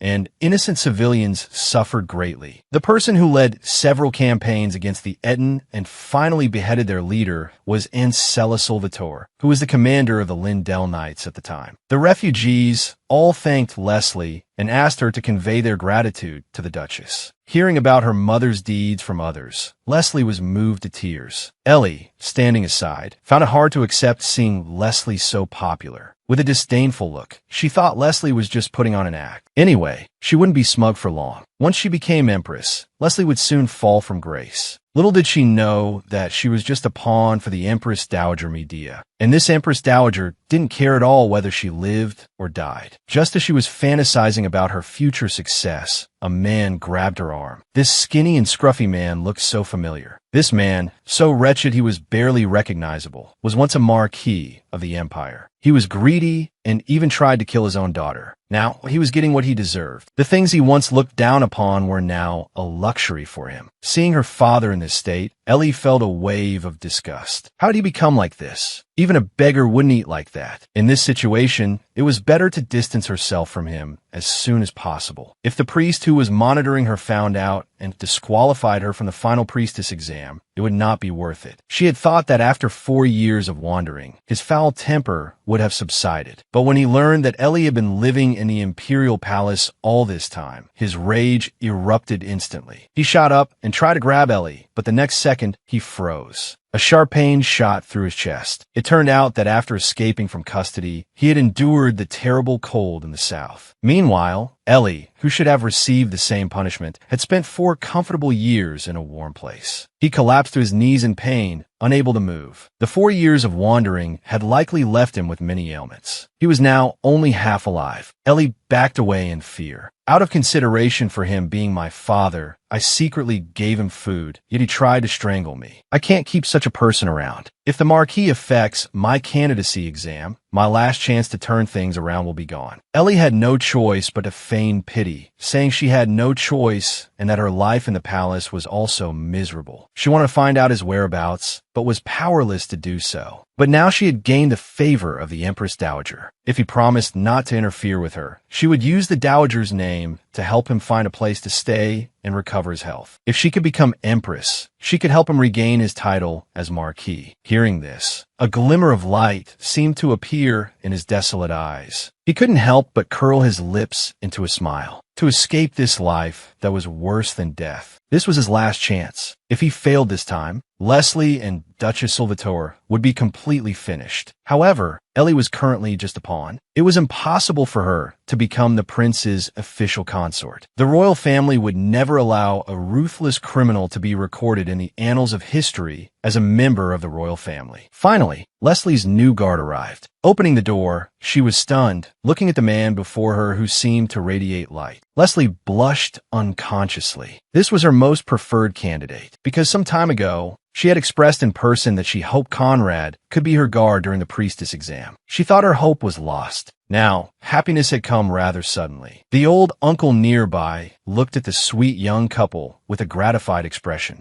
This day was a bit unusual. These children of wealthy families were competing to do the rough chores. After inquiring, they found out it was because of a new exam rule. Each candidate needed to recommend their choice for the arabella. Their attitude had changed drastically, simply to leave a good impression on others. It seemed Leslie didn't want to do this. She just wanted to do her best. But seeing the basin full of dirty clothes, she felt her spirit was willing, but her flesh was weak, because the amount of clothes was more than could be washed in the West Wing. Conrad said he could handle it. He knew of a nearby stream suitable for washing clothes. He immediately picked up the dirty clothes and strode off. Leslie thought to herself, this isn't cheating, is it? However, this year's priestess exam was indeed a difficult one. Making those pampered nobles go hungry and wash their own dirty clothes would surely produce more dropouts. Currently, the number of remaining people was almost the same as the number of final priestesses. Thinking of this, Leslie paused. Was this abnormal increase in difficulty intended to make Ellie the final priestess? Because the final priestesses would be selected first based on high status. And with Ellie's current status, she couldn't possibly become a final priestess. But if the exam difficulty was deliberately increased to create dropouts, Ellie might end up in the top 20. This must be the work of someone pulling strings behind the scenes. Finally, they arrived. At the riverbank, the senior was very considerate. To create an opportunity for the young people, he proactively walked away to patrol the surroundings. To help Leslie wash her clothes, Conrad also put in a lot of thought. He took off his white uniform, insisting it was dirty and needed to be washed. While I wash my own uniform, I can help you wash some of your clothes. That shouldn't be a problem, right? Leslie thought this excuse was too far-fetched. They chatted while washing clothes, talking about the death of her second brother, Andy, and about their first cooking experiences. With a man and a woman working together, the work doesn't feel tiring. The dirty clothes were all washed in no time. Leslie thought if she had washed them alone, it would have probably taken all morning. Conrad spread his cloak on the lawn, letting Leslie rest for a bit. After all, they had finished washing the clothes early, leaving a lot of time to rest. Leslie hesitated, but couldn't resist. She thought that if she worked harder when she got back, perhaps she could make up for it. The sun was was very bright, and the two sat comfortably on the lawn. Once idle, it was hard to resist sleepiness. Conrad said leisurely, "If you don't rest like this, life here will be really tough. Sneaking a rest like this is within the tolerable range. Besides, the senior will keep watch for us. Just rest for a bit." Conrad took out a small bag of gifts. Opening it, it was full of cookies and candies. These were bought from a faraway place. After the long journey, the cookies were a bit crumbled. Leslie ate a cookie, and the fatigue accumulated over the past few days finally eased. Just this simple interaction made Conrad blush with satisfaction. Anyone with eyes could see how much he liked the Leslie before him. On one side was the scheming Empress Dowager Medea. On the other was the formidable monster Duchess. In this clash of titans, who would emerge victorious? Seeing the Duchess forcefully entering the palace, this servant was the first to object. But after learning the Duchess's identity, he trembled with fear. This dowager was no simple character either. Knowing full well the other party was here to cause trouble, she calmly invited her in for a cup of tea, saying that without an invitation, no one is allowed to enter. "I wonder what wine blew the Duchess here." The Duchess thought for a moment and said, "Actually, I came because I received an invitation." "Isn't that interesting, Your Highness the Empress Dowager?" Hearing this, the Dowager immediately feigned ignorance. An invitation? I don't know what you're talking about. In reality, the Dowager had sent the Duchess a life-threatening letter, a death threat against her daughter, Leslie. But even if you see through it, you can't say it outright. Conversations within this imperial palace could only be conducted through veiled words. Seeing the Duchess waver, the Empress Dowager immediately pressed her advantage, saying, "If someone dies, the person who killed them should be held responsible, shouldn't they? If the Duchess is the murderer and is already guilty, then that life is even more worthless." This was a veiled reference to the fact that the Marquis and his daughter were her enemies. Even if the Duchess's daughter died, she would not be implicated in any way. Although they considered each other mortal enemies, Medea couldn't help but admire the Duchess. They first met at the late Emperor's wedding. At that time, the Duchess was not wearing a gown, but a uniform, standing confidently beside the former Duke as his heir. Her perfect image was what Medea had always dreamed of. But on the other hand, Medea also developed a dislike for her, because even though her status was above the Duchess's, the Duchess could make her feel awkward. Thus, her goodwill turned into hatred. At this point, the Duchess stopped beating around the bush. "Your Highness the Empress Dowager, I don't care what others call me. Call me a monster or a friend, it doesn't matter. Just don't touch my daughter." Her fierce and determined gaze could be seen even through her mask. An immense pressure emanated from her. But this Empress Dowager was able to respond without batting an eye. "Oh my, are you here to warn the person who sent the invitation? It seems you care a lot for Miss Salvatore." The Duchess replied, "Because I am her mother. Anyone who threatens her, no matter who they are, I will eradicate them completely." Then she took 2 steps forward, staring down at the Empress Dowager from a superior position.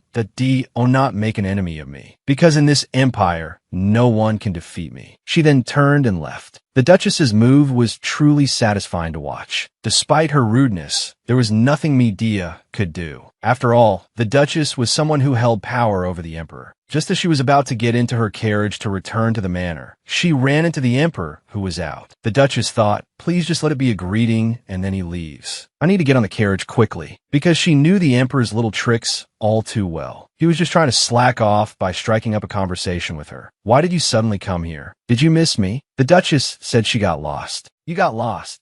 Is there a problem?" Seeing that he couldn't get an answer, the Emperor quickly changed the subject. He whispered to the Duchess that the results of the second round of the exam would be announced by Medea. It was originally supposed to be handled by Queen Ert, but the Dowager insisted on doing it instead. No one knew what she was up to this time. This priestess exam was exceptionally arduous. Lack of sleep made it impossible to stay alert. In this condition, even walking a few steps could be dangerous. Leslie and a pink-haired girl bumped into each other. Fortunately, neither of them was seriously hurt. The pink-haired girl seemed very polite, apologizing profusely. Leslie felt a bit embarrassed, as she was also at fault. Watching her leave, Leslie felt a sense of both warmth and familiarity, because she looked so much like her etiquette teacher from 4 years ago. At that time, the teacher had given her a box of pink cotton candy. Having never seen the world, she thought it was the teacher's hair. Thinking back on it now still made her feel embarrassed. Although she tried her best to hide it, her awkwardness completely gave her away. Today's task was to clean a house. They could work together with the partners beside them. The two little ones hit it off and naturally came together. They learned each other's names. Ceres didn't seem to have any ulterior motives. She exuded a friendly and approachable aura. But after the last incident, Leslie had become more cautious. Besides, she might be like the others, just putting on an act because of the Salvatore family's reputation. So it was better to be cautious. But after a long time, Ceres was still working diligently, and the first thing she brought up was to ask if she knew teacher Tyrell. Sure enough, they were cousins. Both had cotton candy-like pink hair. Ceres said she had heard a lot about Leslie from her sister, so she always felt a sense of closeness to her. She had wanted to say hello and get closer on the first day, because she had many curious questions to ask, but she never mustered the courage. Leslie thought, you really can't judge a book by its cover. It seems she's another person with ulterior motives. But the next second shattered all her worries. What Ceres wanted to know about was not her two brothers, nor the family's network of interests, but Duchess Salvatore herself. Talking about her mother, the girl's eyes instantly lit up. She asked a series of cute questions, just like a little fangirl. For example, she really wanted to know her height. Is she really as tall as a man? Can she really lift and swing a sword that others can barely hold with two hands? With just one hand? I heard she has an aura that is so overwhelmingly powerful it can petrify people on the spot. Is that true? Talking about her own mother, Leslie also excitedly raised her hands. You have no idea how cool my mother is. She swung a wooden stick, imitating her mother's movements. Just standing there, she looks like a painting. This scene was just like two little fangirls at a fan meeting. Ceres flipped her collar and handed Leslie a portrait of the Duchess she had drawn herself. For Leslie, who had no talent for drawing, this made her truly envious. Embroidery and painting, although basic skills for a noble lady. The people at the ducal manor told her it was not a problem if she couldn't do them. Ceres also understood her thoughts and said she could teach her if there was a chance. This completely touched Leslie's heart. The two little girls grew closer because of this. With similar ages and common topics, they chatted non-stop, forgetting the fatigue of work. Ceres' family was a minor noble family from the countryside. They were skilled in herbalism, and she wanted to take over the family business when she grew up. She also hoped to be chosen as a priestess this time, which would be very helpful in raising her family's prestige. Soon, the room was clean, spotless. Just looking at it gave a great sense of accomplishment. The only flaw was the wobbly chandelier, but they had no way to fix it and could only call someone to repair it later. But not long after, Leslie heard the sound of the chandelier swaying, and Ceres was standing right below it. Danger was imminent, but she was completely unaware. The chandelier above the girl's head suddenly broke and came crashing down on her. Fortunately, Leslie acted quickly, and the girl escaped disaster. Afterward, both were still shaken. Leslie told Ceres to go first, and she would handle the aftermath. But looking at the shattered chandelier, something fell off. The guard knight had only been gone for a moment, and something like this happened. It seemed she needed to be more careful. But fortunately, there was nothing else unusual around. It was also thanks to the help of her power, just now, that they were not injured. Otherwise, the consequences would have been truly unimaginable. Hearing the loud crash, Conrad rushed over, anxiously asking about Leslie's condition. He was relieved to learn that she was not seriously hurt. Then he proactively helped clean up the chandelier.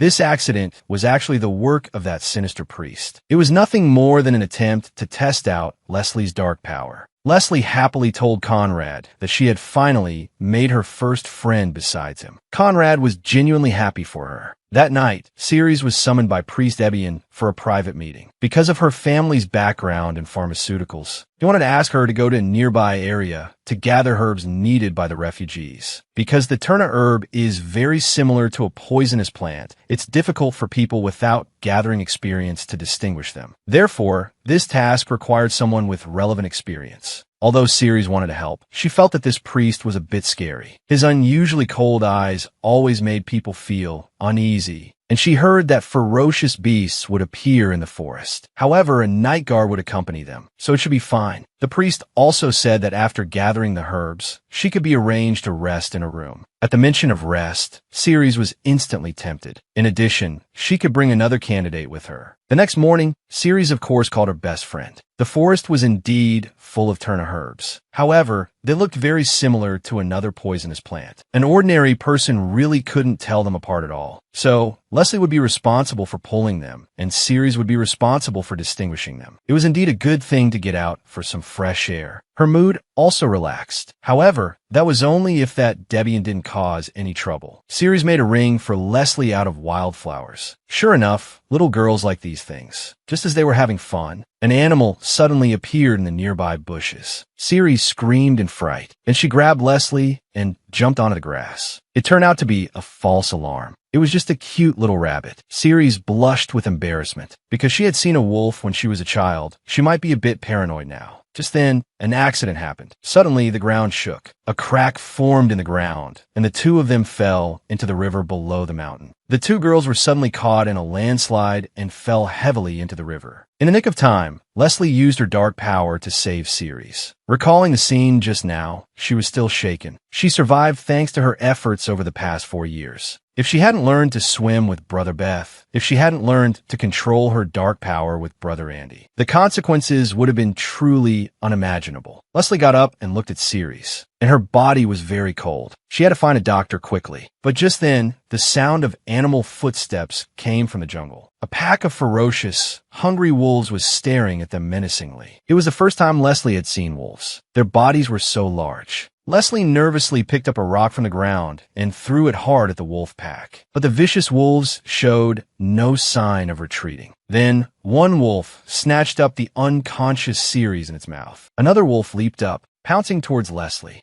In that instant, dark power surged from Leslie's body. The large pack of wolves was instantly knocked down. The river water was stained red with wolf blood. Leslie was still in shock. She couldn't believe she had done that. She slowly walked towards the river, trying to wash away all the bloodstains. Thinking of this, she couldn't help but cry. Why do things like this always happen to us? I've been so careful trying to prevent it, but I still get affected without realizing it. Turning her head, she indeed found something unusual. It was indeed the priest's doing. He was slowly approaching Ceres. Leslie shouted, "Get away! Don't come near Ceres!" Leslie focused her will and unleashed her power towards the priest. But unexpectedly, he dodged the attack with just a tilt of his head. However, it seemed he wasn't harming Ceres, but was healing her. Debian slowly approached Leslie and said, "Let me give you a piece of advice. Please don't trust Duchess Salvatore too much. She is cruel for the greater good. She can ignore the lives of others. So for the sake of the Empire, she will definitely not care about your life or death." Leslie retorted loudly, "My mother is not that kind of person. She is both kind and strong. How dare a person who forged evidence at the trial say such things?" But this evil priest was relentless, continuing to sow discord. He even tried to reach out and touch Leslie. Leslie slapped his hand away with a loud smack. "I don't believe your words. In the past, because I didn't trust the people I should have trusted, many things happened. But now I won't repeat the same mistake. I won't be swayed by your words at all, because Duchess Salvatore is my mother." Seeing that he could do nothing to Leslie, Debian clapped his hands contemptuously, then left with a threatening remark before turning away. Conrad followed the tracking magic and rushed over. They looked at the wolf carcasses in front of them in disbelief, because to catch such large wolves, it would take at least 3 or 4 nights. And here there were only 2 frail girls. What on earth happened? Leslie was attacked by hungry wolves while gathering herbs in the wild. At the critical moment, her dark power protected her, and she escaped. Conrad rushed over with a guilty expression. He knelt down and held Leslie's hand tightly. He used his divine power to heal her. A golden light enveloped her body, feeling warm and comfortable. As for the matter of the dark power, Leslie said she would tell him everything when they got back, because Conrad was someone she could trust. Due to this incident, many candidates and their families protested. So the second round of the exam was ended early. Servants and guards were allowed to enter and exit the temple. The selection of the first group of priestesses was about to be announced. Due to Leslie's hard work, she was selected as expected. In addition, Ceres was also successfully selected as one of the first group of priestesses. And when the priest read the last name, the name of Ellie Spirato echoed through the prayer hall. Everyone was whispering. Someone slammed the table in protest. How can a criminal be a first-group priestess? How can you prove that this exam was fair and there was no cheating? Debian walked over and lightly patted the man's shoulder. This is the will of the gods. The protester was immediately scared into silence. And next, it was time to select one person from the 20 initial priestesses to be the Arabella. Everyone hesitated, as no one wanted to recommend someone else. Ceres was the first to raise her hand. She said she wanted to recommend Leslie as the Arabella because she took the exam more seriously than anyone else. Leslie looked at Ceres with gratitude in her eyes. At this moment, Ellie, who was sitting aside, also raised her hand, saying she also wanted to recommend Leslie. Leslie was confused, wondering what was wrong with her today, or if she was plotting something again. Seeing that Leslie's victory was now a foregone conclusion, everyone stood up to choose Leslie. It wouldn't be a bad idea to take this opportunity to curry favor with the Duchess's daughter. The priest announced Leslie as the Arabella. He then invited the Empress Dowager Medea to put the pin on her. Among the 20 pins, only the Arabella's pin was exceptionally dazzling. Leslie slowly walked onto the stage. The Empress Dowager before her looked dignified and noble, but Leslie always felt uneasy. In addition, to congratulate and reward everyone, the Dowager planned to hold a small party in the palace and urged Leslie to be sure to attend. Meanwhile, the Duchess was also rushing to the temple. Learning that her daughter was almost harmed during the exam, Father Sai gritted his teeth in hatred. Since it's so dangerous, perhaps Leslie should give up on becoming the Arabella, because they didn't know what Medea was planning. This was undoubtedly putting Leslie in danger. The Duchess said she would tell Leslie everything. If she was unwilling to give up, she would personally help her give up. After being separated for many days, they finally met. The Duchess embraced Leslie and was proud of her for becoming the Arabella. The father here could no longer hold back. He hugged Leslie and spun her around. Leslie said she wanted to introduce her new friend to them. Sai broke out in a cold sweat. That a friend? Not a boyfriend, right? He was relieved to learn it was a girl. But when Ceres saw this man who was as strong as a bear, she was so scared she trembled all over. Leslie said she understood. After all, the first time she met Sai, she felt the same way. Then she brought Ceres before the Duchess. The idol who used to only appear in books was now standing right in front of her. Happiness had come too suddenly. The girl, seeing her idol of many years for the first time, was so shocked she fainted and fell to the ground with a thud. Tears welled up in the corners of her eyes. She thought, now my life is perfect, back at home.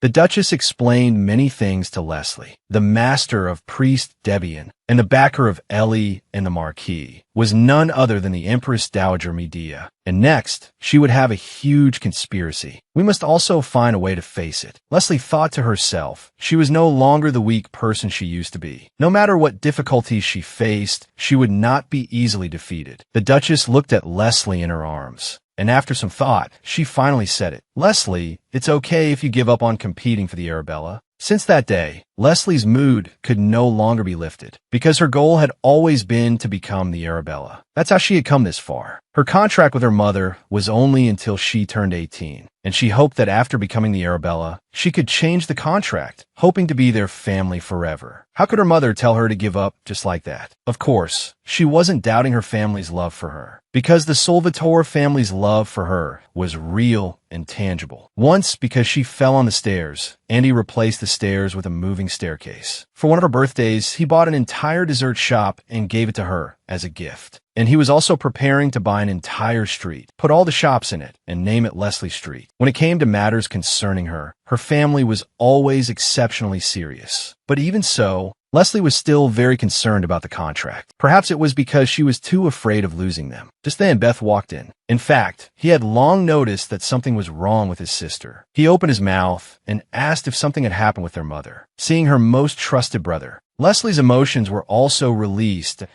As a member of the Salvatore family, I also want to do my part. Beth said that if she had any thoughts, she should communicate them proactively instead of keeping them to herself. Leslie finally cheered up a little. She decided to talk to her mother tonight. On the other side, the Marquis and his wife secretly returned to the Marquis's mansion. The home he had longed for day and night had become an empty building. The large paintings on the walls and the golden bronze statues were all gone. Even his wife, with whom he had spent every day, now looked down on him. She would rather look at a monster than his face. The Marquis went to the study and opened the secret compartment in the bookshelf. He found the chain that could seal the dark power. At this moment, a servant walked in, startling the Marquis. The servant informed him that the royal knights were on their way. You should hide quickly. The Marquis quickly hid in a panic. The servant opened the bookshelf and found the books and the chain inside. And this servant was actually an undercover agent sent by Duchess Salvatore. For years passed in a flash. The little girl, who was once in her brother's arms, had now grown into a delicate young lady. The 2-meter-tall Beth found it a bit strenuous to hold her. On this day, a group of dark-skinned guests came to the ducal manor. Tyvanni was the Duchess's comrade-in-arms who had gone through thick and thin with her in the war. He was known for his loud voice and straightforward personality. Seeing Leslie, he loudly scolded the Duchess. Your granddaughter is so grown up and you didn't tell me. Are we still friends? Hearing the Duchess say this was her daughter,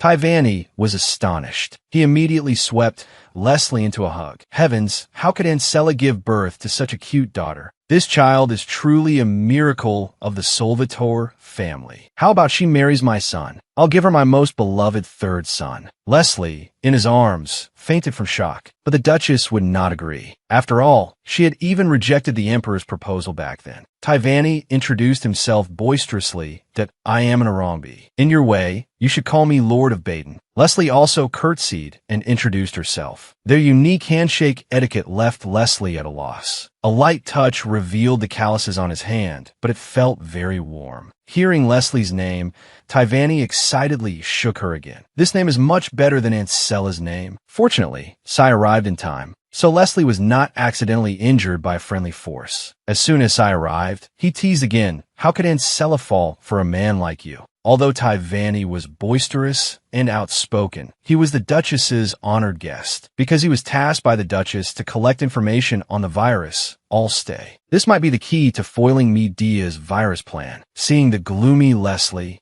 Andy saw through her thoughts at a glance. Did you have a fight with Mother? Although Leslie denied it, the oppressive atmosphere in the family now was palpable to anyone with eyes. It's not just shouting or hitting that counts as a fight. But fighting isn't necessarily a bad thing. Sometimes it's a good thing. Our family has been so harmonious until now, which is not normal. It's about time for an outburst. And you're 16 now. You can't be a docile and kind child forever. After a fight, you'll feel much better, and your relationship will become even better. I'll create an opportunity for you tonight. When the time comes, just tell Mother everything that's on your mind. Then Andy reached out and untied his own braid, turning around arrogantly. All right, come and do my hair. Don't you like playing with my hair? He used to dislike people touching his hair. This time, to make his sister happy, and he was really going all out. In just a short while, Leslie gave Andy a beautiful new hairstyle. Her eldest brother, Beth, also walked in with a gift. A large box of Leslie's favorite marshmallows. Both brothers were truly doting on their sister. Leslie was undoubtedly the center of their affection. Individually wrapped, square marshmallows. Even the children of noble families had never seen them before. The mischievous second brother came up with another prank, saying these were marshmallows to be eaten with cocoa. Leslie and Beth looked confused. Can marshmallows be eaten with a drink? It would melt as soon as it touched their mouths. And they had never heard of eating marshmallows with a drink. Andy explained with a straight face. Beth felt something was off, but couldn't refute it. Leslie was also hesitating whether to believe him, because brother Andy always liked to joke. But if eating it with a drink would make it sweeter, maybe she could give it a try. Leslie picked up a marshmallow and gently placed it in the cocoa. With a couple of gentle stirs, the marshmallow instantly melted. The expressions of the two siblings were just like that raccoon washing cotton candy. It was as if they had lost all hope in life. Andy had succeeded in his prank again and was laughing uncontrollably on the side. Beth said nonchalantly, "Come with me to the training ground." Andy's face immediately turned pale. Leslie woke up from her sleep. She had no idea when she had fallen asleep. She was just at the training ground, watching brother Andy being disciplined. She quickly got out of bed. She couldn't sleep so early, because today she had something important to say to her mother. But unexpectedly, they were still busy. The plan was foiled again, but not long after, the room door was quietly opened. Two gentle figures walked in. Seeing the increasingly thin Leslie, the couple's hearts ached. Cy said, "Why did you tell her to give up the Arabella without saying anything? The child has been sulking and getting thin because of it. Leslie is a strong child. I know what you're worried about. I'll be with you when you talk to Leslie. Even if she gets angry after hearing what you have to say or leaves our family, I will always be with you." Hearing this, Leslie's eyes flew open in a panic. "Leaving? Are you talking about me? Why would I do such a terrible thing?" Just as they were about to leave, Leslie grabbed the Duchess's hand. Realizing she had heard what they said, they had no choice but to tell her everything. It turned out the reason for asking her to give up the Arabella was because the Arabella's duty was to deal with the virus, IBI Alston. That virus was as terrifying as a nightmare, an infectious disease that had been sealed away until now. And the Duchess and Sella had learned that the Marquis had also returned to the capital. They were still plotting a major conspiracy. The Duchess said, "You have escaped from the jaws of death many times, so I know how much you fear death. You came to me to survive, and yet I have put you in danger again. Because I couldn't bear to tell you these things, I kept silent." Leslie immediately hugged the Duchess. "That I'm fine, Mother. Although death and IBI Alston are terrifying, I believe you'll protect me, and this is something only I can do. So I will definitely do it." Leslie thought the opportunity to take revenge on the Marquis has finally come. The banquet arrived as scheduled. The servants helped Leslie dress up beautifully, instantly transforming her into someone beyond our reach. Paired with a pair of pink high heels, if anyone dared to provoke her, she could pretend to stumble and stomp hard on their foot. After putting on a formal suit, Beth also instantly transformed from a stoic man into a gentle and elegant, rich and handsome man. This most adorable height difference looked so fun. Looking at his now dignified and graceful sister, Beth also realized that she had really grown up. "I really want to hold you like I did 4 years ago and carry you to the carriage. But if I do that now, I'll ruin your dress." For this banquet, the Duchess and Cy would also attend in formal attire. The two of them looked very well matched. As soon as she arrived at the banquet, Leslie met her good friend Ceres. The Duchess and her father also took this opportunity to get to know each other. Hearing that they were a family of pharmacists, there might be things to consult them about in the future. Ellie also made her entrance, following behind the Empress Dowager Medea, with her fiancé, the Crown Prince, on her right arm.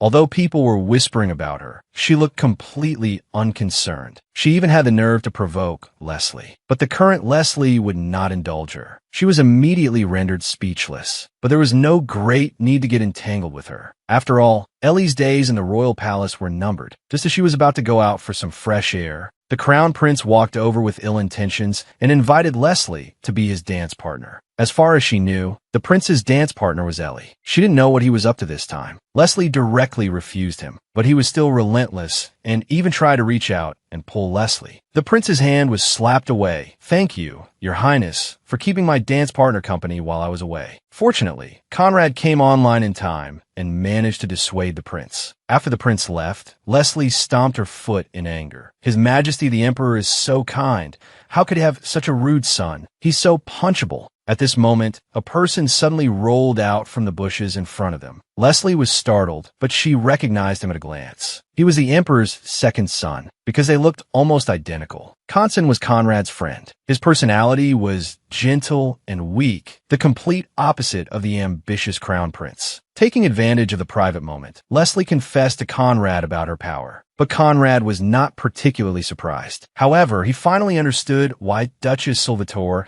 and Andy had tried everything to make him Leslie's theology teacher back then. Because his divine power has a will of its own, the power of darkness erupts, and he can ensure Leslie's safety. Upon hearing this news, Conrad's protective instincts were immediately aroused. He didn't hesitate to add a compliment. "Leslie, you look so beautiful today. Leslie's face instantly turned red. She shyly walked away, just as Conrad turned his gaze. He was drawn to the sight of his father. He hurried over, his behavior a bit unusual. Conrad was startled to see who his father was meeting. It was none other than the Empress Dowager Medea's lady-in-waiting. The lady-in-waiting handed him a bouquet of flowers. Hidden inside was a bottle of potion. Everyone knew that the Empress Dowager's bouquets were only given to the royal family or her own people. Why would he do such a thing? Conrad simply couldn't accept this reality. Conrad slowly walked back to the banquet. His expression was clearly off, and his trousers were covered in weeds. Leslie was a little worried, but he didn't seem willing to talk about it. Then, he bowed and invited Leslie to dance with him. Leslie gently placed her hand on his. Although he was still smiling, his absent-mindedness was enough to show that something must have happened. But she could only ask him about it later when she had the chance. Speaking of which, being so close to him now, his expression didn't change at all. In the past, he would blush just by being near a woman. The two of them dancing together created a beautiful scene at the banquet. Everyone was cheering, except for her father, who could barely contain himself. If he hadn't been held back, he probably would have rushed over and given Conrad a beating. After the banquet ended and they returned home, Aunt Thivani had already packed her bags and was ready to leave. It turned out that during the banquet, the Duchess had already spoken with Cyrus's father, Count Iphenia, arranging for him to take Thivani to gather herbs to combat the Ibelstein virus. They were preparing for the great battle ahead. Seeing that Leslie was a bit reluctant to see her go, before leaving, she continued the story she hadn't finished the previous night, talking about the scar on her shoulder. Thivani pointed outside. "The one who injured me is that guy right there." Leslie looked at her father with pity. "Friends shouldn't fight. Did you apologize properly?" Lady Thivani almost lost her arm. Seeing this situation, Thivani immediately had a mischievous idea. With a thud, she fell to her knees, trembling and pretending to be in pain. Good grief, could a decades-old wound still hurt? The innocent Leslie, seeing the situation was dire, quickly ran to find a doctor. The door slammed open, startling Dr. Ciro. His hand slipped, and he poured all the disinfectant on the wound. The innocent young man trembled all over from the pain.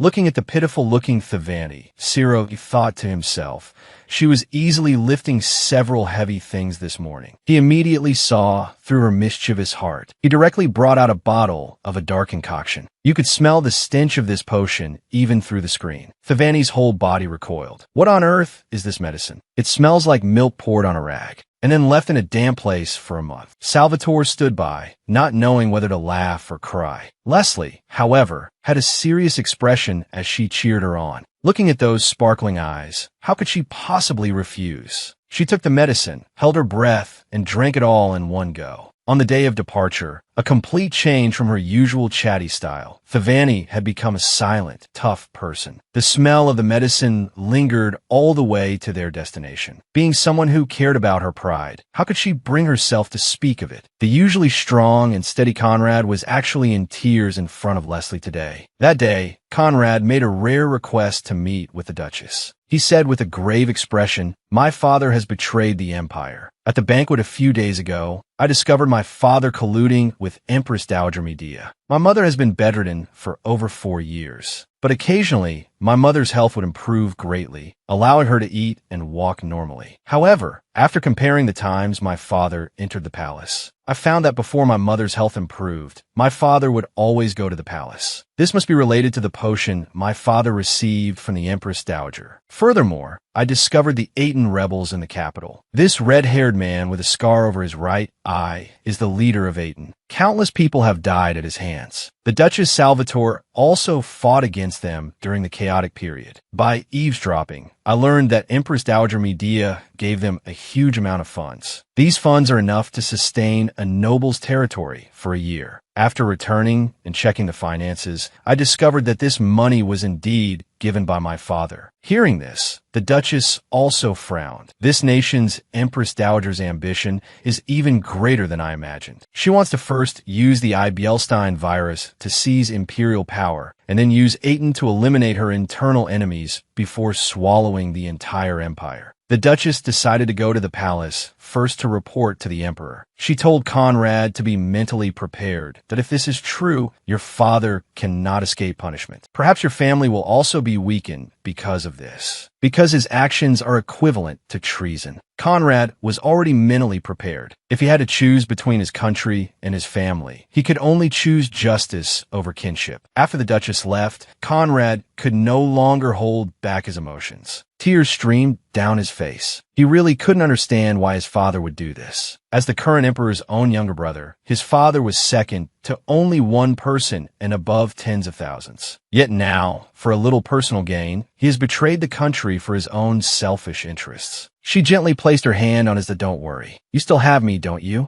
And Brother Andy is here too. You always help me, so this time, it's my turn to help you." Duchess Salvatore went to the palace late at night to meet the emperor. Although it was difficult to reveal this truth before a great disaster could occur, the emperor had to know about this. After hearing the Duchess's words, the emperor wasn't too surprised. Instead, he kept trying to change the subject. The Duchess couldn't help but roar in anger. The tea in the emperor's hand spilled on the floor. He shouted that he had known for a long time, because on the day he discussed the matter of appointing the crown prince with the Grand Duke, his eyes revealed everything. The emperor was reluctant to accept this fact. Viditra was once his most trusted younger brother. As the current emperor's stepmother, though she was the esteemed Empress Dowager, she was still not content with the status quo. She wanted to control the empire at any cost. Learning of her treasonous intentions, the emperor specially invited her for a talk. Because she hadn't revealed her hand yet, he could only engage in a psychological battle with veiled words. The emperor poured a cup of tea and said, "I have been too neglectful of Mother recently. I shouldn't have arranged for Mother to live in such a small and remote palace." The Empress Dowager replied that the place was sunny and close to the greenhouse gifted to her by the late emperor. Overall, it was quite suitable for her, but the emperor insisted on rearranging her residence. The Empress Dowager then realized something was amiss. The emperor said, "Whenever there is an important ceremony, you always sit in the back. Starting from this ceremony, please sit next to me." The Empress Dowager was also very clever and immediately understood his meaning. He was implying that he would place her under his watch, warning her not to act rashly, or he would have her head. Furthermore, he would also replace her original guards. From now on, the guard will be led by Betrayal of the Lindy Knights. The emperor's kind face faintly revealed a ruthless streak. The Dowager also knew well that her path ahead would become increasingly difficult. Since he had already started, he would see it through to the end. The emperor summoned his second son, Confronting. He picked up the emperor's edict and handed it to him. The second prince was stunned, even breaking out in a cold sweat. He stated that he was not suitable to be emperor, and that his elder brother was the best candidate. Constantine's eyes were filled with a lack of confidence. From the bottom of his heart, he also believed he was a weak person. The emperor patted his shoulder and said, "Child, you will become a benevolent emperor. I believe you will not let us lose what we have now. Moreover, you will not be afraid to keep our country from stagnating. Although your elder brother has great ambitions, that is not necessarily a good thing for the people. What this era needs is not war, but peace. Having lived through the chaotic period, I know full well how terrifying war is. Therefore, I hope you will inherit my throne." Under the witness of the Duchess Salvatore, the second prince finally accepted the edict, just as Constantine turned to leave. Queen Elt emerged from a secret passage. It turned out she had been eavesdropping all along. She had no objection to Constantine becoming the crown prince, but she specifically reminded the emperor not to neglect his other son, Arland. Hearing this, the duchess's heart ached. Although she was conflicted, this matter could no longer be hidden. The duchess said, after investigation, various pieces of evidence prove that Grand Prince Arland is not your biological son. His biological mother is the Empress Dowager Medea. Back then, the late emperor's daughter was born around the same time as Arland. That was when she swapped the two children. Also, her own child could become emperor. The day of the ritual, held once every 8 years, finally arrived. Various royal dignitaries entered to observe. Leslie, as the Amabel, was an important figure today. The servants helped her change into a pure, white, ceremonial robe. But she felt that something was not right. There was a sense of déjà vu. The ritual process was actually very simple. A group of people wearing black masks played the role of those infected with the virus. They hand the black stones to the Amabel, symbolizing the removal of the virus. Immediately after, they would switch to white masks with bright smiles. For the final part, the Amabel only needed to take the collected black stones and place them next to the virus box in the innermost room to complete the task. These stones, having been refined for 8 years, have the effect of weakening the virus's power. So with each ritual, the virus would be further weakened. The process went very smoothly. Leslie quickly finished collecting the stones. Now, she just had to wait for the high priest to read the royal blessing, and then she could take the stones into the innermost room. Seeing her mother on the viewing stand, Leslie's heart felt much more at ease. She turned her head to look. Conrad, as a holy knight of the royal family, was seated to the side. She saw that he was also looking at her. Leslie blushed and quickly averted her gaze. In fact, just 2 days before the ritual, Conrad had confessed his feelings to Leslie. But Leslie didn't answer him on the spot because she wasn't sure at the time what the word courting meant. Only after going home and looking through some books did Leslie belatedly blush. Back at the ritual, the old priest had finished reading the blessing. The door to the innermost room opened. Leslie followed the old priest's steps and slowly walked in. As soon as the door closed, the old priest's expression relaxed, and he even started making small talk with Leslie. He said this was a completely isolated space, so a little chat wouldn't matter. Your ducal family has been the Amabel for generations. Your mother also walked this path back then. Her confident and composed demeanor left a deep impression on me, the old priest said with admiration. And betrayal, as an Amabel, was also very manly. Hearing this, as a member of the Salvatore family, Leslie was also filled with pride. Soon, they reached the end of the long corridor. The door to the room, sealing the virus, slowly opened. The environment inside was strangely magical. Not even sunlight could penetrate here. It was filled with blooming, sparkling flowers. And right before her eyes was the box that sealed the virus. Empress Dowager Medea was also plotting to get this box. If there were no accidents, Leslie just needed to concentrate and place the sealing stones next to the flowers. But just as she was halfway through, a man-made accident occurred. The old priest at the door fell into a pool of blood, heavily wounded. And his murderers were the 2 accompanying holy knights. They were born into the Aiden rebels, but they had infiltrated the royal family since childhood to become holy knights. Today, they were finally going to execute their long-planned conspiracy. But the Leslie of today would not easily bow to the forces of evil. The power of darkness was her most powerful weapon. In just an instant, the 2 holy knights were beaten to the ground, unable to get up. But just as she picked up the sealing stones, the young priest suddenly snatched them away. The sealing stones scattered on the floor, along with many small vials of red liquid. Seeing their faces, Leslie realized they were 2 children being controlled by Medea. Leslie used her magic to restrain their movements. The night before, Debion had given them a magic stone. He told them Leslie's weakness. The young priest cried out with tears streaming down her face, "Miss, I'm sorry." Painful memories instantly flooded her mind. This tragic scene was so familiar. Then, the girl smashed the magic stone on the ground, instantly pulling Leslie into a hallucination. Leslie felt like she was deep in a sea of fire. Her childhood experiences were a shadow in her heart that could not be erased. Seeing that Leslie was unable to move, the young priest signaled her companion to act quickly. They approached the virus box and forcefully crushed the red liquid vials in their hands. Leslie finally broke free from the hallucination, but it was probably already too late. One of the locks on the virus box was already open, and the poisonous gas had begun to leak. She had to escape quickly and seek help. This was all a meticulously planned plot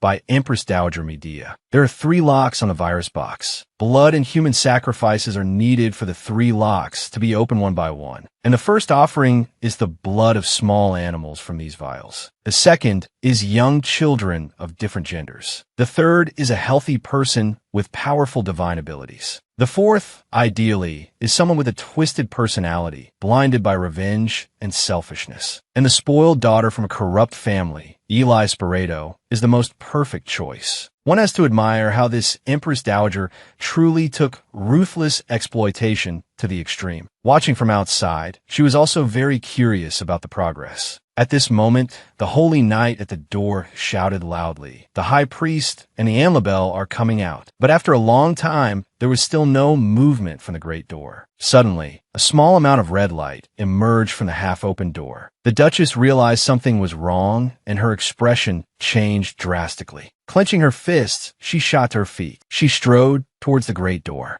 The holy knight stated that the ceremony was not over and she could not enter. But she couldn't care less right now. My daughter is in there. I don't want her to suffer misfortune again. She swung her great sword and forcefully struck the door. The door was instantly smashed open with a large hole. Leslie was lying exhausted on the corridor floor. The Duchess swung her sword at the door. With a swift strike, the door shattered. Leslie apologized over and over again. Although she had tried her best to stop it, the virus box was ultimately opened. If everyone found out that the virus had begun to spread, it would surely cause great chaos. Leslie begged her mother to go and tell everyone that everything went smoothly. Otherwise, the Empress Dowager might take advantage of the chaos to do something even more outrageous. Leslie was becoming more and more responsible. She was truly becoming more like a member of the Salvatore family. The old priest walked over, trembling. He had put on protective gear in advance, coupled with divine power healing. Although he had been stabbed, his body was now fine. The old priest took the Duchess's cloak and draped it over himself to cover the bloodstains. He calmly announced, "We were attacked, but their attempt did not succeed." Overall, the matter was completed smoothly. The virus box is still sealed tightly. In fact, it was the exact opposite. The first lock on the box was already open, and the poisonous gas had begun to leak. Soon, the public would be in danger. But to avoid causing a panic, this white lie was the only remedy. The Emperor turned to look at Medea beside him.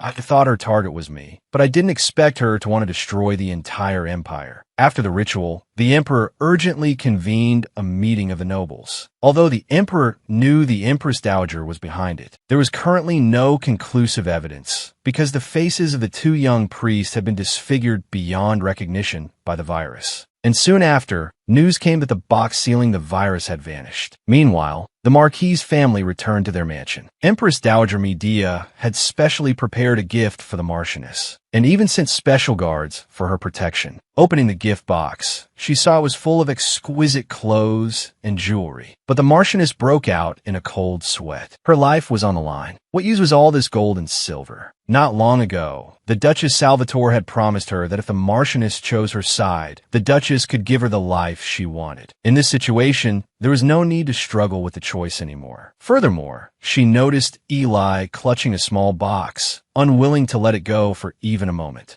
In Eli's eyes, this was the treasure that would make her queen. The Marquis, who was eavesdropping nearby, immediately set his sights on this box. Ever since his downfall, the two women in his family had started to look down on him. This was a good opportunity to redeem himself. Then they will have to kneel and beg me. Leslie woke up from her deep sleep. The first person she saw was Conrad, who had confessed to her. Leslie's face instantly turned red. At that moment, a strong murderous aura came from outside the door. Salvatore walked in, full of killing intent. His eyes were blazing, as if he wanted to devour Conrad whole. He lifted a chair with one hand, and with a crack, broke it. "Let me be clear. The two of you cannot be together, unless I die right here." Surprisingly, Conrad was not overwhelmed by his aura. Instead, he sincerely said that he liked Miss Leslie. Upon hearing this, Salvatore felt as if he had been struck by lightning. He was about to raise his fist to strike. Conrad was prepared to die there. Seeing that a disaster was about to happen, she had to think of a way quickly. At the critical moment, the word "Dad" reached Salvatore's ears. The voice was soft and sweet. The anger in his heart instantly vanished. His expression softened 100-fold. "Leslie, what's wrong?" Leslie hugged her father, completely melting his heart. "About the ritual, can I explain it to you later? Conrad has been treating me. Please don't hurt him, okay?" He was still a bit hesitant at first, but looking at his daughter's pleading eyes, it was really hard to refuse. Then, Leslie struck while the iron was hot. "When Dad always shouts like that, it scares me." Salvatore felt as if his heart was being hit by a machine gun, firing hearts at a very high frequency. Finally, he fell to his knees with a thud. After hearing about this, Thavani mercilessly mocked him. "You've clearly lost your future son-in-law." Although Salvatore disagreed, it was obvious that the Duchess had a somewhat favorable impression of Conrad. But back to the main point. Thavani had brought back the antidote for the Ibelstein virus, and after testing, it was effective. The Duchess was fully confident she could win this virus war. Meanwhile, the Marquis stole the virus box and staggered out of the city. Suddenly, he tripped, and the contents of his arms fell to the ground. A passerby kindly wanted to help him, but he responded with harsh words. Are you lowly commoners worthy of speaking to me?" The man was about to beat him up, but a woman held him back. "That don't mind him. I think he's just a madman." After losing the box, Eli turned the house upside down. To her, this was her life. How could it just disappear? But through investigation, the mother and daughter soon found out that the Marquis had stolen it. After learning that the Marquis had stolen the box and was hiding, Leslie quickly requested the Duchess to let her go and capture. The Marquis, the Salvatore family, are the noble guardians of the empire. As a member of the Salvatore family, please let me do my part. The Duchess knew she now possessed extraordinary power and readily agreed to her request. Leslie happily hugged the Duchess. The moment to take revenge on the Marquis was also approaching. The foolish Marquis treated this box as a treasure, not knowing that it contained the world's most terrifying virus. And 2 of the locks on the box were already open. He was about to become a sacrifice for the virus. In his view, after Eli discovered the box was missing, she would surely search for it like a madwoman. Because if this item was lost, not only would she be required to pay compensation, but her engagement to the prince might also be canceled. When she was on the verge of a mental breakdown, he would return to the capital with the box, descending like a savior. At that time, the mother and daughter would have to worship him like a god. As expected, they soon knelt before him, begging him to return the box. To his surprise, even Leslie came. Leslie tied her hair into a tight ponytail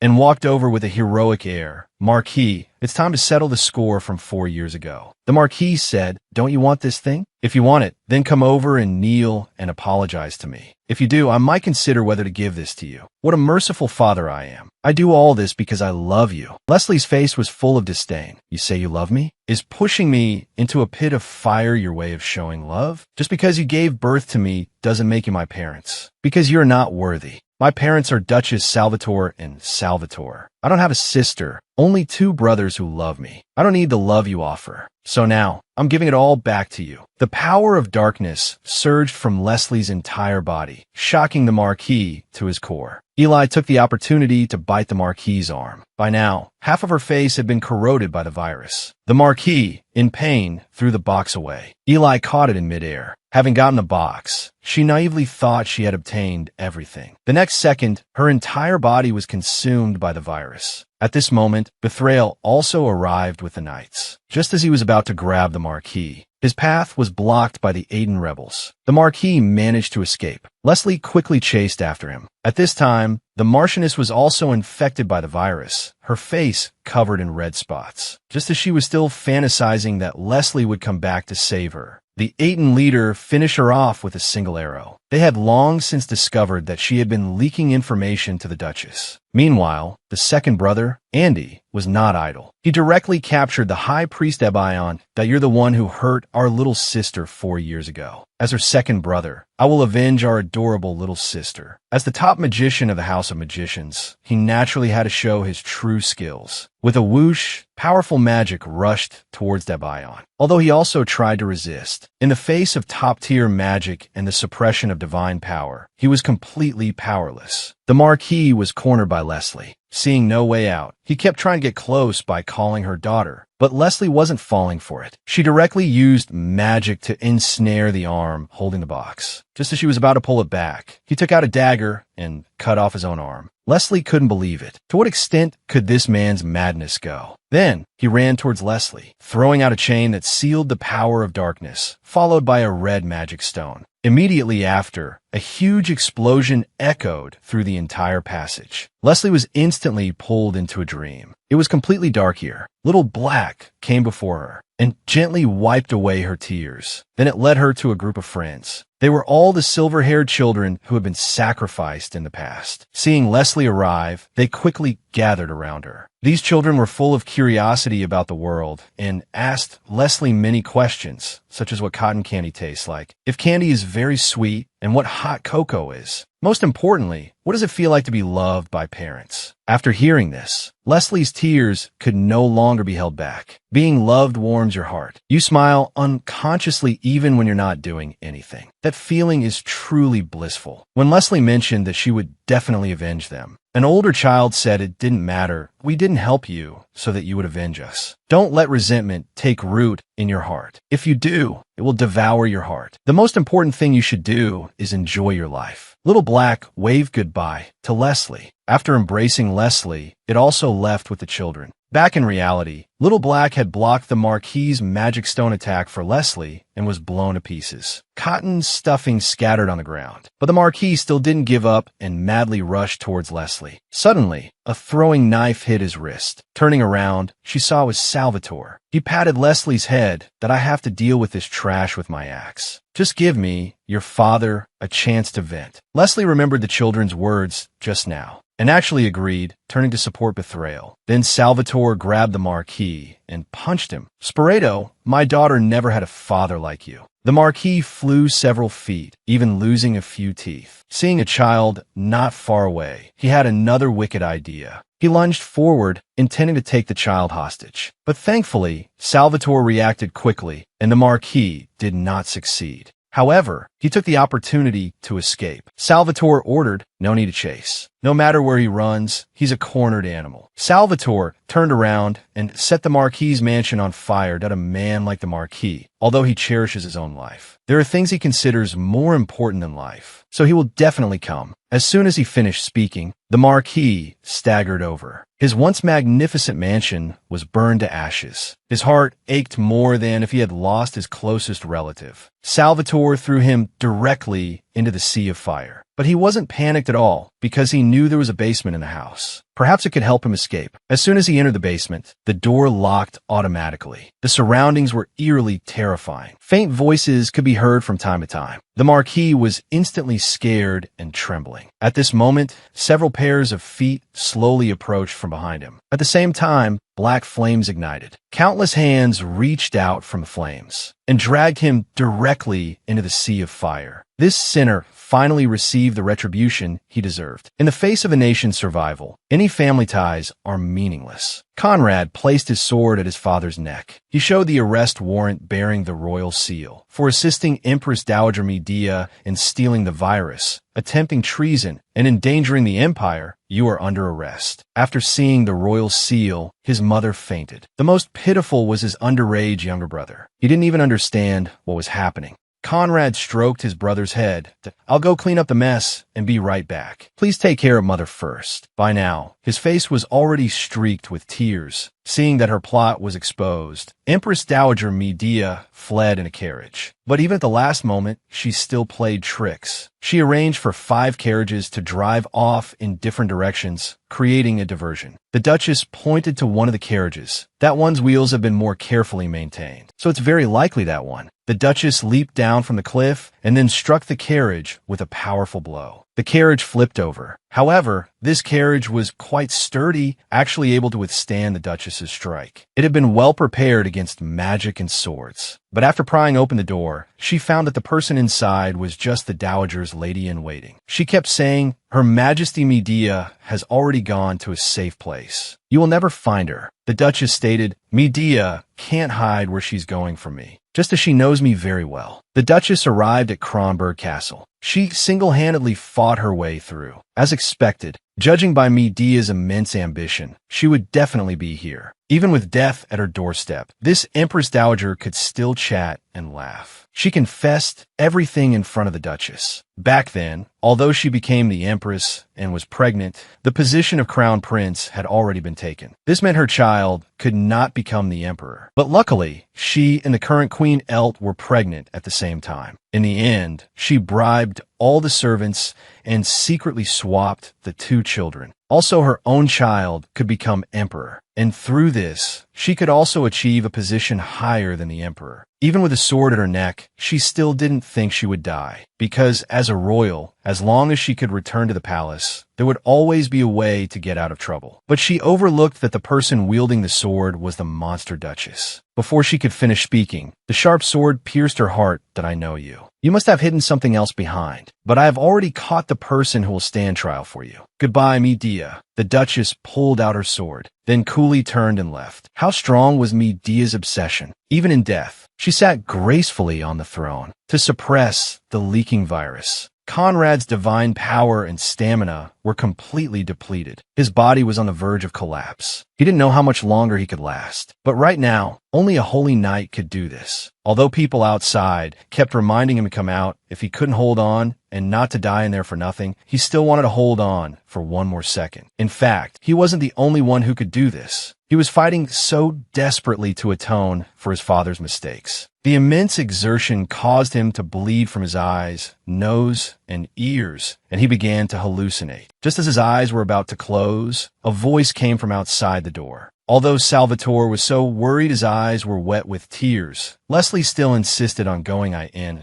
Tea will be all right, father. This is something I must do, and right now, only I can do it. Leslie slowly walked toward Conrad. As she wiped the blood from his face, she said, "Protecting the Empire is not your responsibility alone. Let's do this together." Leslie picked up the virus box. At this moment, she was also very scared. But as a member of the Salvatore family, she had to do this. In the past, she thought this power was only for revenge. But now she knew clearly that was not the case. Leslie held the box tightly to her chest. Darkness instantly enveloped her entire body. Soon, blood began to flow from her eyes, nose, and ears. She was in great pain now, as if every inch of her body was enduring excruciating pain. But thinking of the people waiting for her outside, she had to persevere. Just as her body was about to collapse, a warm current came from behind her. It was truly magical. Divine power was supposed to calm all darkness. But now this divine power was helping the darkness. This made her determination to persevere even stronger. At this moment, two familiar pairs of hands took the box from her arms. It was Little Black and the boy she met in her dream. They smiled and said goodbye to Leslie. When she opened her eyes, the surroundings had returned to the beautiful sea of flowers from before, and the virus had disappeared from a box. Leslie then realized that it was all over. She took Conrad's hand and formally answered his previous confession that I like you very much. So my answer to your previous question is yes. Conrad's face instantly turned red. The two walked out hand in hand. The three tough figures of the Salvatore family instantly froze. The oppressive atmosphere made Conrad feel suffocated. He hadn't broken any laws, yet he felt as if he had committed a heinous crime. Leslie generously told the Duchess, "Conrad confessed to me on the day of the ritual, so today I accepted him." The Duchess thought to herself, "This boy's going to be in big trouble later. However, I don't dislike him. I'll let Leslie decide for herself." Seeing that his wife had agreed, Salvatore could only welcome his future son-in-law with a smiling face. When asked what happened to the Marquis, Leslie said generously, "Father twisted the Marquis's head off." Salvatore felt a chill run down his spine. He had taught Leslie to use such crude language. He had desperately hidden this for 4 years, but it was finally revealed. He would be kneeling on the washboard tonight. In the very end, Medea was buried in the deepest corner of the palace. Grand Duke Vitatra was sent to Rastan prison. Although Eli survived, she was disfigured due to the virus's corrosion and was thrown into a prison from which she would never escape. And Prince Arland was also stripped of his inheritance rights and sent abroad. Because he developed the antidote for the virus, the family of the pink-haired father also became famous. Since the Sporeto Marquis family had completely fallen, there was a large vacancy among the high nobility. The emperor proposed that after Leslie and Conrad marry, they establish a new family. Conrad gladly accepted this proposal and wanted Leslie to be the head of the family, just like Duchess Salvatore, and he would stand behind her and support her silently. Before he could finish, Leslie leaned in and kissed him. But Conrad soon fell out of favor, because at this ball, Leslie's first dance partner was her mother, followed by her father and 2 brothers. "Mother, thank you. Thank you for adopting me and teaching me. Thank you for everything you've done for me." The Duchess's face was full of gratification. "Yes, my beautiful daughter,